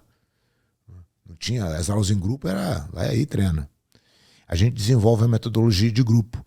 Então a gente começa a criar aula de iniciante exclusiva, aula de intermediário, aula de avançado, aula de competidor, aula de criança em diferentes níveis, né, em diferentes faixas etárias. A gente vai criando vários produtos dentro da metodologia. E aí, falei, bom, agora eu tenho um produto real que eu posso escalar. Né? E aí a gente começa por isso que a Aliança vira uma empresa de licenciamento de marca e método. Porque o que a gente vende é a nossa metodologia, que vai acoplada com a marca vencedora. Então a gente cuida da equipe de competição, que é pelo qual a gente existe, né? É o nosso DNA, mas a gente entrega para a academia uma metodologia totalmente estruturada. E aí a gente começa a vai crescendo o número de filiais e tal. Hoje a gente está em 32 países, com 300 escolas, né? Mais de 800 professores envolvidos que treinam dentro da nossa metodologia, que a gente tem a nossa plataforma de digital de ensino, né, para que os caras estejam sempre atualizados e tal, e a gente foi fazendo essa caminhada. Então, a Aliança começa em 93, eu fico 7 anos à frente da equipe competindo junto. Depois que eu paro de competir, eu fico à frente do time de competição. Aí você fala, pô, então foi tudo mil maravilhas, né? Deu tudo certo e tal. Mas em 2001, logo depois que a gente estabelece a metodologia, a gente perde toda a equipe de competição. Todos os faixas pretas da equipe saem por uma divergência de dentro da minha academia e a gente fica sem ninguém. A gente tinha metodologia, mas não tinha mais equipe de competição. A gente teve que reconstruir tudo. Demorou 7 anos para que a gente voltasse a figurar no pódio dos principais campeonatos. A gente ganha 2008 de novo. Então isso acontece em 2001, a gente volta a ganhar o Mundial em 2008, ganha 9 anos consecutivos. A gente faz o maior strike da história do esporte. E essa época que eu estava à frente do time de competição aqui de São Paulo. Então os campeões, na verdade, estavam no mesmo teto.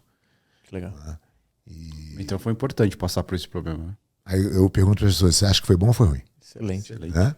Hoje é excelente, lá atrás era um desespero. Então você vê que a questão de bom e ruim, ela é muito difícil de você categorizar no momento que ela acontece. Você consegue categorizá-la apenas ao longo do tempo. E as pessoas têm sempre a sensação, quando algo dá errado, da catástrofe, né?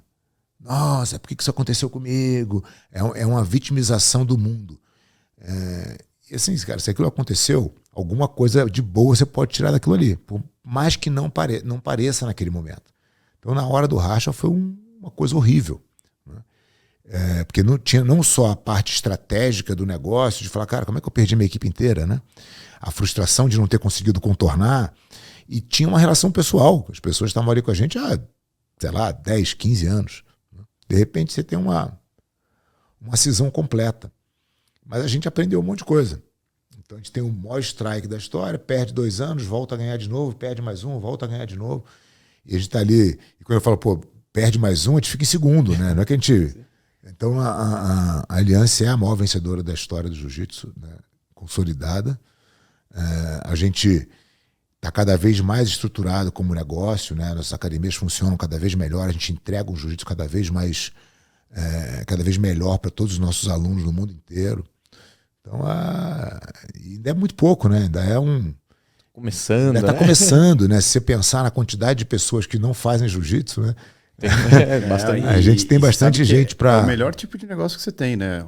Acho que se o negócio não for escalável, não é um bom negócio. É difícil. E o que eu tento mostrar para os professores de jiu-jitsu é que muitas vezes eles estão numa zona de conforto porque eles têm um bom emprego.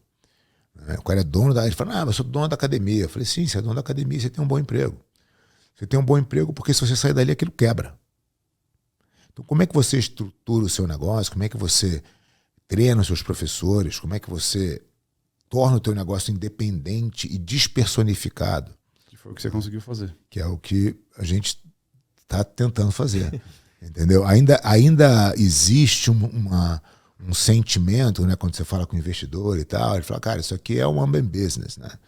Eu falo, cara, não é, entendeu? Eu até entendo que você ainda veja na figura do Fábio, o cara que tá à frente, não sei o quê, mas, cara, meu negócio, se eu não estiver aqui, meu negócio vai continuar andando, entendeu? E a gente está preparando gente embaixo, que vem mais preparada do que eu espero, entendeu? A ideia é formar novos líderes, né? Esse garoto do instituto é para ser, vai saber onde os garotos vão parar, entendeu? A gente tem, junto do instituto, que a gente fez o instituto, o projeto é incentivado, né? A gente fez todo o processo ali bonitinho, na lei do esporte e tal, e conseguiu captar uma quantidade de dinheiro que nunca é o suficiente, né? E aí eu falei, bom, o que eu vou fazer com esse resto desse saldo que falta aqui? Peguei 30 amigos que têm o jiu-jitsu, né, na veia. Eu falei, cara, vamos fazer aqui um fundo para completar essa grana aqui, pra gente serem os patronos do instituto aqui. Tô botando X aqui, bota também, não sei o quê. Eu peguei 30 alunos meus que... Os caras entraram, a gente tem um grupo dos 30 que são os founders desse instituto, e principalmente eles são os mentores dos garotos. Então, imagina que o garoto que eventualmente não ia ter oportunidade nenhuma, né? Hoje tem toda a programação de treinamento dele, de viagem, de competição custeada. Uma estrutura... E tem um acesso a pessoas brilhantes. As pessoas, pô, como é que você aprendeu esse negócio de negócio? Eu falei, pô, com meus alunos. Meus alunos foram os meus grandes professores. Né? Eu dava aula particular, eu dava 12 aulas por dia. Eu tinha contato com os caras de todas as indústrias possíveis e imaginárias, num nível muito alto. Né? Esses caras foram os meus professores. E esses caras hoje são, a maioria desse clube dos 30, são eles. Né? Caras replicando. Que estão replicando, que estão devolvendo para o jiu-jitsu de alguma maneira. Né? Então, sei lá, essa semana um deles que toca um family office e tal, ele falou assim, pô, Fábio, como é que tá os garotos aí e tal? Eu falei, eu contei para ele como é que tava. Eu falei, inclusive, a gente está lançando o nosso programa de mentoria agora. Posso mandar um garoto aí semana que vem bater um papo contigo? Ele falou, claro, manda os garotos aqui e tal. Então, a gente está estabelecendo um programa de mentoria de 1 ano. Então, o garoto fica com reuniões aí a cada 30, 45 dias, dependendo da agenda. E o garoto tem uma mentoria de um cara, entendeu? Dificilmente teria acesso em Nunca outras teria circunstâncias. acesso. Nunca teria acesso, entendeu? Que nem um garoto vem aqui bater um papo com o Jefferson uma vez por mês, o que todo mundo do mercado adoraria ter, o garoto tem. Entendeu? Genial. E tem sócio do BTG, tem o CEO da Ambev, é diverso, assim, tem um leque de gente muito bacana e super envolvida, né? Então, legal. Você tem um pouco disso aí. Não, bacana, legal. Você está falando das suas viagens aí também, das mentorias e disseminando o jiu-jitsu pelo mundo. Nos Emirados Árabes, ou na verdade no Oriente Médio, tem uma história interessante que teve um país que adotou para a polícia também jiu-jitsu. A história do jiu-jitsu em Abu Dhabi é muito legal. O Sheikh Tarnum, que é sheikh do país, né, era filho do rei na época, o rei Bin Zayed era vivo, ele foi para os Estados Unidos estudar. E ele foi lá para a Califórnia e tal. Estudou a faculdade, treinava, ninguém sabia quem ele era. E ele estava sempre junto de um inglês, que as pessoas achavam que o inglês que era o rico, né? Os caras juntos ali, amigo, os caras cresceram juntos e tal. E aí, na hora dele ir embora, queria voltar para Abu Dhabi, ele foi pro professor e falou, então, deixa eu te contar um negócio que eu nunca te falei e tal, então, sou príncipe em Abu Dhabi, e eu queria, sou encantado com jiu-jitsu, eu quero continuar praticando.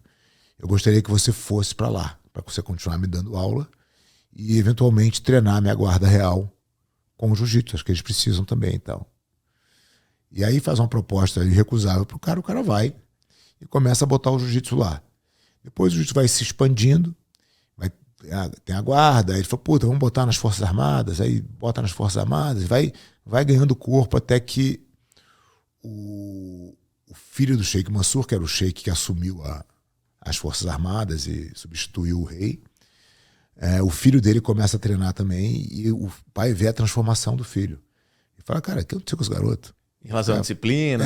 Disciplina, postura e tal. Ele fala, tá fazendo jiu-jitsu, tá encantado com jiu-jitsu. Ele falou, se isso é bom pro meu filho, deve ser bom para todas as crianças, quero jiu-jitsu em todas as escolas.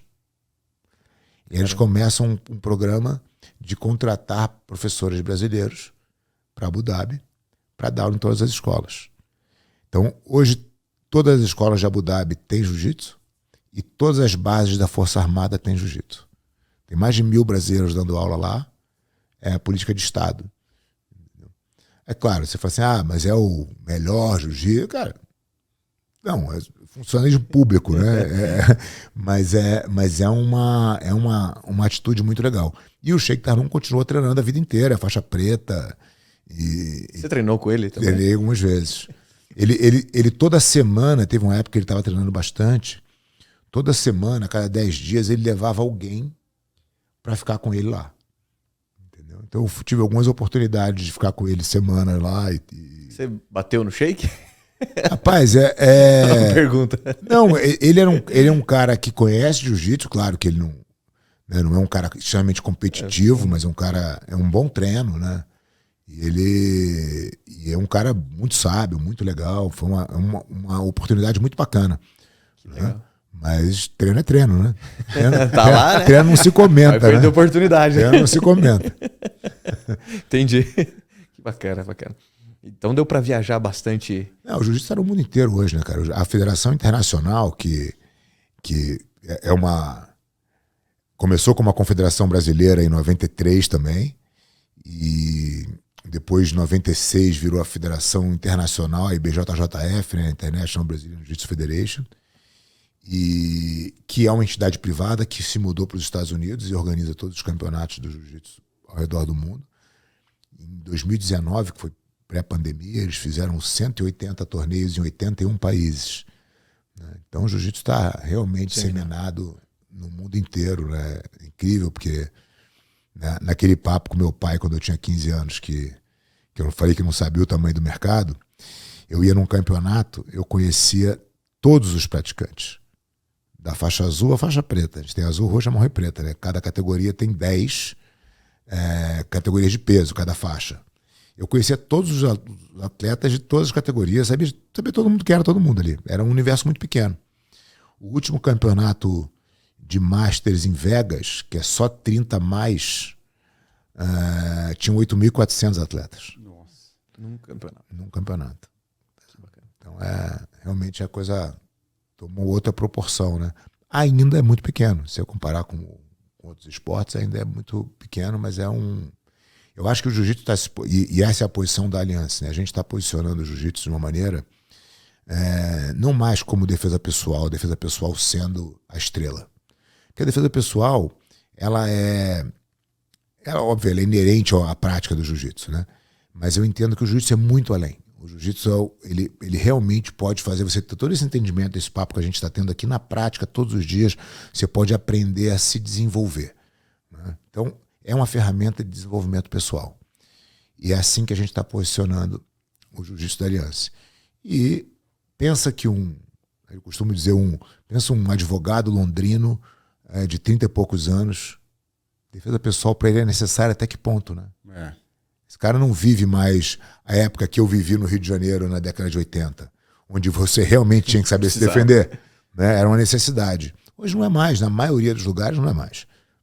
Então acho que o jiu-jitsu entrega muito mais do que a defesa pessoal e é isso que a gente entrega na nossa escola. Tem uma filosofia, um ecossistema, uma qualidade de vida, tem... Pertencimento, comunidade, entendeu? E autodesenvolvimento, né, cara? Você ter... Isso que a gente estava falando aqui, de achar uma coisa que te tire da zona de conforto para que você possa se desenvolver, cara, tá ali todos os dias, de forma divertida, com os teus amigos, né? Mas que é sempre uma cutucada no...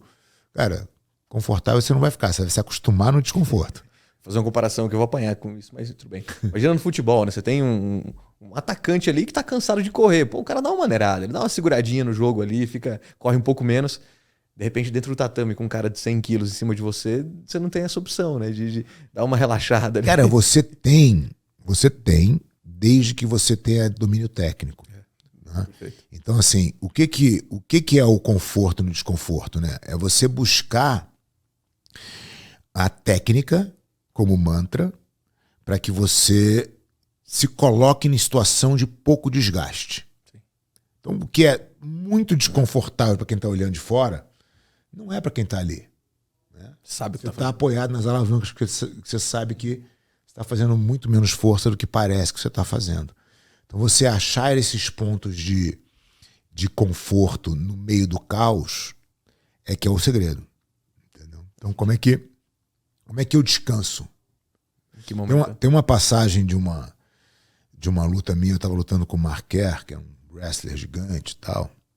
Era uma luta de meia hora, já era a terceira luta da noite. E eu estava lutando com ele, e ele era muito mais pesado que eu. E eu estava fazendo guarda por baixo, né, empurrando ele com a perna, já não estava aguentando mais, a perna estava fritando. Eu falei, pô, deve estar acabando, né? Só mais um pouco. Olhei pro meu corner, vale tudo. Vale tudo. Olhei pro meu corner e perguntei o tempo. Os caras falaram, faltam 12. Na metade. A gente acabaram de dar uma cabeçada. Não, 12 é uma eternidade, né, cara? E aí aquela história, eu falei, bom, desistir não é uma possibilidade. Como que eu faço? Porque eu não consigo ir nesse ritmo, nesse desgaste para uns 12 minutos. Não vai dar. Eu não vou entregar, então eu tenho que achar um jeito de... E aí eu mudei a minha estratégia completamente da luta. A luta foi até 30 minutos, eu terminei a luta mais inteiro do que eu estava naquele momento. Então é exatamente isso. Como é que você busca o conforto no caos? Entendeu? Tem gente que tem outras técnicas. Fecha o olho, respira, levita, sei lá. Você tem que achar o teu ponto, né? Eu acho que o jiu-jitsu te ensina isso todos os dias. Então, isso acaba sendo, na tua cabeça, você sabe que tem essa possibilidade. Sempre tem. Você pode até não descobrir. Você pode até não ter a técnica. Mas que ela existe. É uma falha sua. Então, cabe a você ir lá e se desenvolver, né? Então, quando você está panicado que o mercado está derretendo, cara, tem alguém que não está panicado. Porque tem um conhecimento que você não tem. Exato. Não é isso? Então, acho que o jiu-jitsu te ensina isso, cara. A você buscar um ponto de conforto onde ninguém está confortável. Entendeu? Queria fazer uma última pergunta aqui. De repente, a gente tem um estereótipo aí do faixa preta, né? O que é o faixa preta para você? Cara, as pessoas que entram na arte marcial, elas têm, obviamente, esse desejo, né? Quero me tornar um faixa preta. Todo mundo que entra na arte marcial tem esse sonho.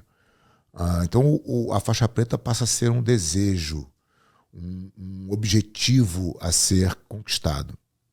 De volta para o nosso papo do início do nosso podcast aqui. No meio do caminho, você precisa entender que, cara, que é esse processo que está te enriquecendo. Quando você ganha a faixa preta, é só um milestone. O dia seguinte da faixa preta, você não é melhor do que você era antes de ganhar ela, né? Ela não muda a sua vida. É tipo assim, o boleto continua chegando, entendeu? Não é a solução de todos os seus problemas. É uma conquista importante, eu acho que existe aí uma hierarquia, né, de quem já passou por um monte de coisa e chegou até ali. Então, para os outros, eu acho que você se torna uma inspiração, né, uma referência. Para você, não deveria mudar nada. Entendeu? Treino na segunda do mesmo jeito. Do mesmo jeito. Você vai competir, ganhei o Campeonato Mundial. Segunda-feira, eu estou treinando igual. Perdi o Campeonato Mundial. Estou treinando igual. Nada altera a minha rotina, nada altera o meu plano de desenvolvimento. Então, atingir a faixa preta, cara, te dá uma sensação de uma conquista legal, deve ser celebrado. Mas pontualmente, né? Acabou. O dia seguinte é igual. E depois, pensa o seguinte, ó. Eu fiquei na faixa preta 31 anos. Eu não sou mais faixa preta, né? Eu tô na faixa coral. Mas eu fiquei 31 anos. Cara, eu ganhei a faixa preta em 6,5. Onde você acha que eu aprendi mais? Com 6,5 ou em 31 anos de prática? Com certeza. Pô, dentro da faixa preta, obviamente, né? Então, cara, você pode encarar como um novo começo, você pode encarar como você quiser. Eu gosto de tentar fazer com que a minha mente não fique fixa em resultado. De nenhum aspecto. Entendeu? Então o cara fala assim, eu quero ter $1 milhão. Tá, aí você fez $1 milhão e aí, você parou de trabalhar? Exatamente. A gente fala isso que mudou, o tempo né? inteiro. Não mudou nada. Não mudou nada. Assim, o fato de você não ter que passar mais pela faixa marrom, por exemplo, cara, beleza. Mas se você trabalhar no seu desenvolvimento, você vai saber que você nunca é bom, que tem sempre espaço para você melhorar, né? Que a vida é uma eterna busca de aperfeiçoamento. Eterno insatisfeito, né? Sempre insatisfeito. Sempre insatisfeito. Tem uma analogia que eu gosto de fazer com o alpinista. O alpinista, o cara quer escalar o Everest. Hoje em dia você tem helicópteros que conseguem te levar muito próximo ali do topo do Everest. É mais barato do que se você for fazer toda a expedição, que leva aí quase 70 dias, fazer ela caminhando. E, peraí, se o cara pode ir de helicóptero, inclusive o preço é equivalente, por que ele escolhe a pé? Justamente porque ele tem que reunir alguns amigos, ele tem que preparar esse planejamento, ele tem que escolher o que ele vai levar na mochila, qual acampamento básico ele vai ficar, por quanto tempo. É a vivência do processo de construir aquilo. Né? Exatamente. A gente volta para o que a gente falou. Não existe satisfação sem sofrimento. Exatamente. Fato. Entendeu? Fato. Se tudo é fácil, nada tem valor. Exatamente. Né? Se o jovem hoje acha que tudo... as pessoas não dão valor a nada, porque tudo é fácil. Né? O valor às coisas está diretamente ligado à dificuldade de conquistá-las. Né? A dificuldade de conquistá-las é o sofrimento do caminho. Pô, subir o Everest é uma conquista incrível? Por quê? Porque é muito difícil. Entendeu? E só tem graça porque é difícil. Você ir lá de helicóptero não tem valor nenhum. Exatamente. Então Entendeu? não é o resultado. Não é o resultado. Não é a chegada. Não é a foto. Entendeu? Exatamente. A foto não vale nada. E o que vale é, cara, quem chegou lá, né? que processo, como eu cheguei lá. Que eu passei para chegar lá e quem eu sou agora. Exatamente. Essa forja, né? Puta, exatamente. O processo de forja, e assim, parece meio clichê, né? Porque o caminho. Mas é o caminho. É o caminho, né? É o tal, né? Assim, como é que você todo dia faz isso valer a pena, entendeu? Como todo dia você faz a tua vida ter sentido. Você apanha no jiu-jitsu ou perde dinheiro aqui e amanhã você tá aqui de novo, né? De novo. Se você desanimar... E vai ter dia que você vai ganhar, vai ficar feliz, mas você sabe que dia seguinte vai ser outra coisa. Exatamente. Entendeu? Engraçado que amanhã às 9 horas o mercado abre e na segunda a academia abre do mesmo jeito. Com você ou sem você. Então eu prefiro estar ali dentro. É isso aí. E é o que a gente bate muito aqui. Cara, não é dar soco na mesa quando as coisas dão errado, não é dar soco pro ar quando dá certo. Sim, ponto. É isso aí. Tem uma... Essa história, outro dia a gente estava fazendo a obra de Londres, da Academia de Londres, e tá faltando uma licença lá e tal. E aí chegou a licença, finalmente. Aí a minha diretora gritou lá, nossa, a licença, eufórica, né? Aí você não tá feliz? Eu falei, não, eu tô feliz, eu não tô empolgado assim, porque eu não sei se essa é a única licença que a gente precisa. Eu não sei se daqui a pouco aí vão me ligar para falar que precisa de outra licença. Então, vida que segue, né? Vamos aí. Cara, deu 2 dias, eu falei assim, então, tá faltando uma licença. Eu falei, tá vendo? É isso aí, vamos continuar o jogo, né? Ia gerar frustração em você se tivesse... É isso, entendeu? Então, cara, menos emocional, né? Vai tocando a vida como tem que ser, vai progredindo, assim. Acho que essa que é E aí a vida fica divertida, né? Essa que é a verdade.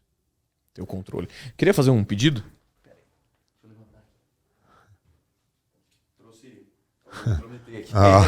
Trouxe 2 faixas. Uma que eu estou atualmente. Só que, particularmente, essa aqui tem uma importância para mim muito grande. Que foi quando eu decidi começar. Não foi por um motivo muito nobre, mas depois eu conto aí. Mas isso tem mudado alguns entendimentos da vida, uma filosofia. Então, eu escolhi a faixa branca. De repente, se você puder deixar seu autógrafo aí, seria bastante importante. Mas isso aqui faz eu olhar para trás e olhar, caramba, olha por tudo que eu passei. Olhar para isso aqui é gostoso, é fácil, chegar na academia. Não sou faixa preta ainda, mas enfim, nem é o meu objetivo final, né? Sim. Mas quando eu olho para a faixa branca, que faço questão de deixar ela em evidência, me remete a tudo que eu passei. Pô, tô há 8 anos treinando. Eu nunca fiz 8 anos consecutivos, nada na minha vida. Então, tenho feito isso há bastante tempo. Isso representa bastante coisa, assim. E a mensagem que eu queria deixar também para as pessoas, escolha começar. O Jefferson sempre comenta que daqui a 1 ano você queria ter começado há 1 ano atrás, né? A famosa frase, tem 2 momentos ideais para plantar uma árvore, né? Um há 30 anos atrás, que você estaria sentado numa sombra, e a outra é agora. É agora. Perfeito. Entendeu? Faz todo sentido. Então, se você puder aí pedir... Prazer. Tá toda surrada como deve ser, né? Deveria ser, né? Como deve ser. Tem 8 anos a faixa? Tem 8 anos. Até que não tá tão surrada, viu? Que eu usei ela só 2. Usei só 2. Parou de usar, né? Obrigado, Fábio. Valeu. Prazer. Você sabe que, pegando a analogia da faixa aí, o pessoal pergunta muito pra mim assim, cara, quando você começou a dar certo, né? E acho que eu queria saber sua visão sobre isso. E eu sempre falo que quando eu comecei. Uhum. Né? Eu te responderia a mesma coisa. Eu falo, cara, eu sempre dei certo. Entendeu? Eu sempre dei certo dentro das possibilidades que eu tinha na minha frente, né? E até os erros, né? Até os tropeços, e até as falhas fazem parte de um processo de dar certo. Fazem a parte da parte que você é o que a gente está falando aqui, entendeu, cara? E é engraçado, as pessoas às vezes não... Elas ficam pessimistas, né? Porque elas, de novo, o poder da imaginação, né?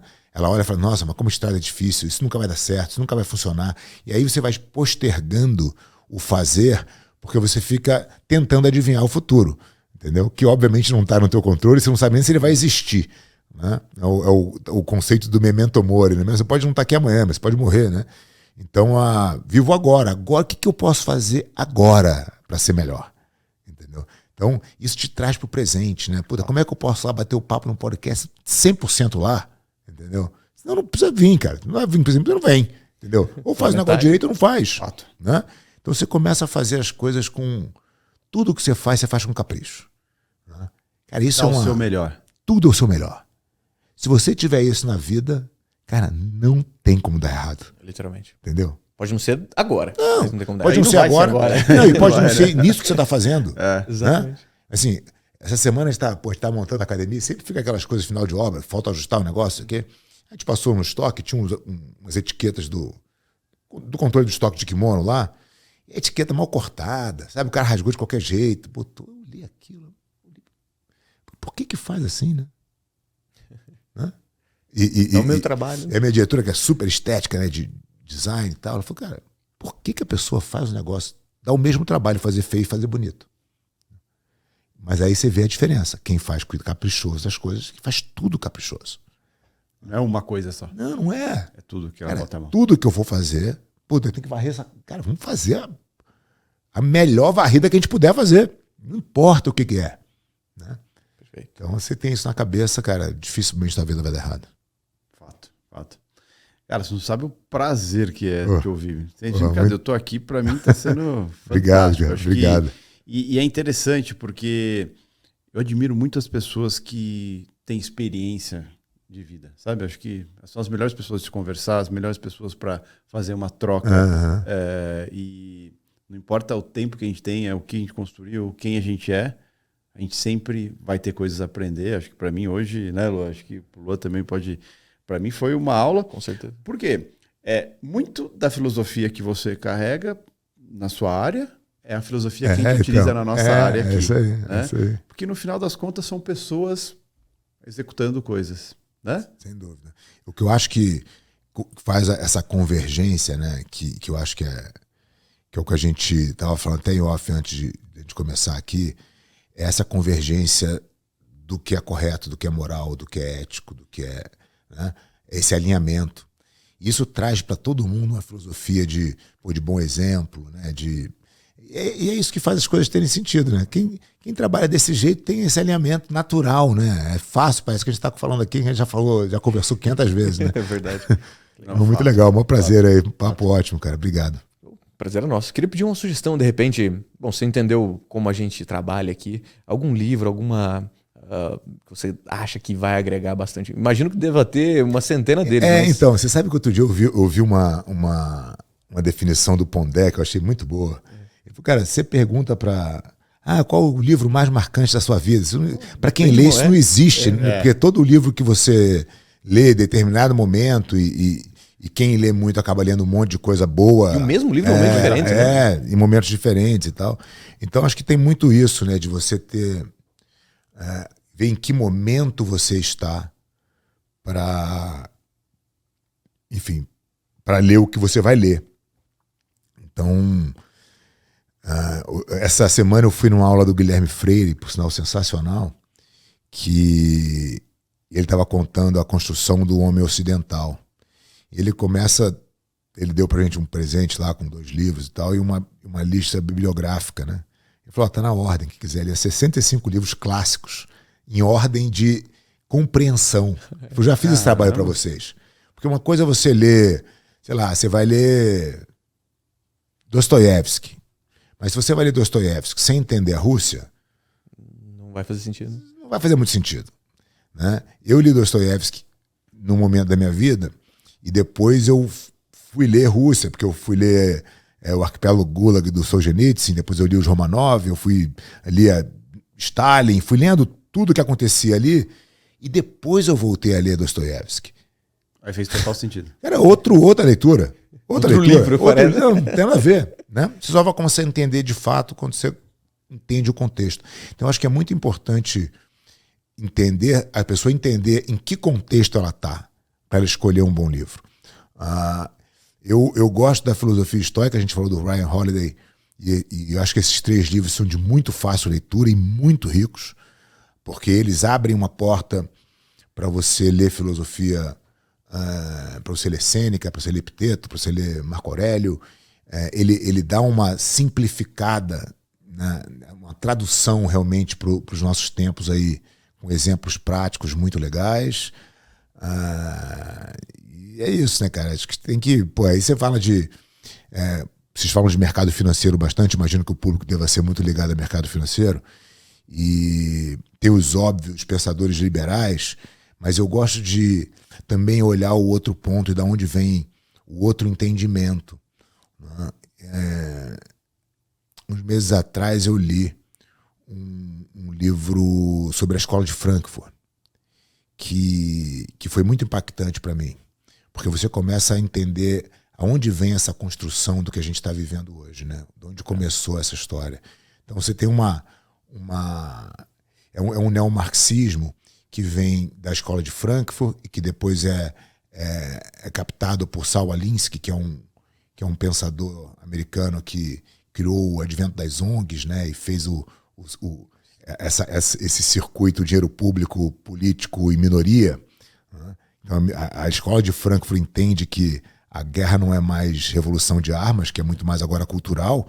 Né? Então ele vai para a revolução cultural dividindo a sociedade. Então bota a mulher contra o homem, destrói a família. Então, como é que eu destruo a igreja, a família e a escola? Só que a escola eles tomam conta ao invés de destruir. Então você vai entendendo um pouco. Então, acho que esse vai te dando um entendimento maior de vida e tudo funciona, né? Por isso que você entende isso. Você vai ler o liberalismo de uma outra forma, né? Você vai ler Hayek, Mises, esses caras que... As peças vão se encaixando. As peças vão se encaixando de uma forma melhor, né?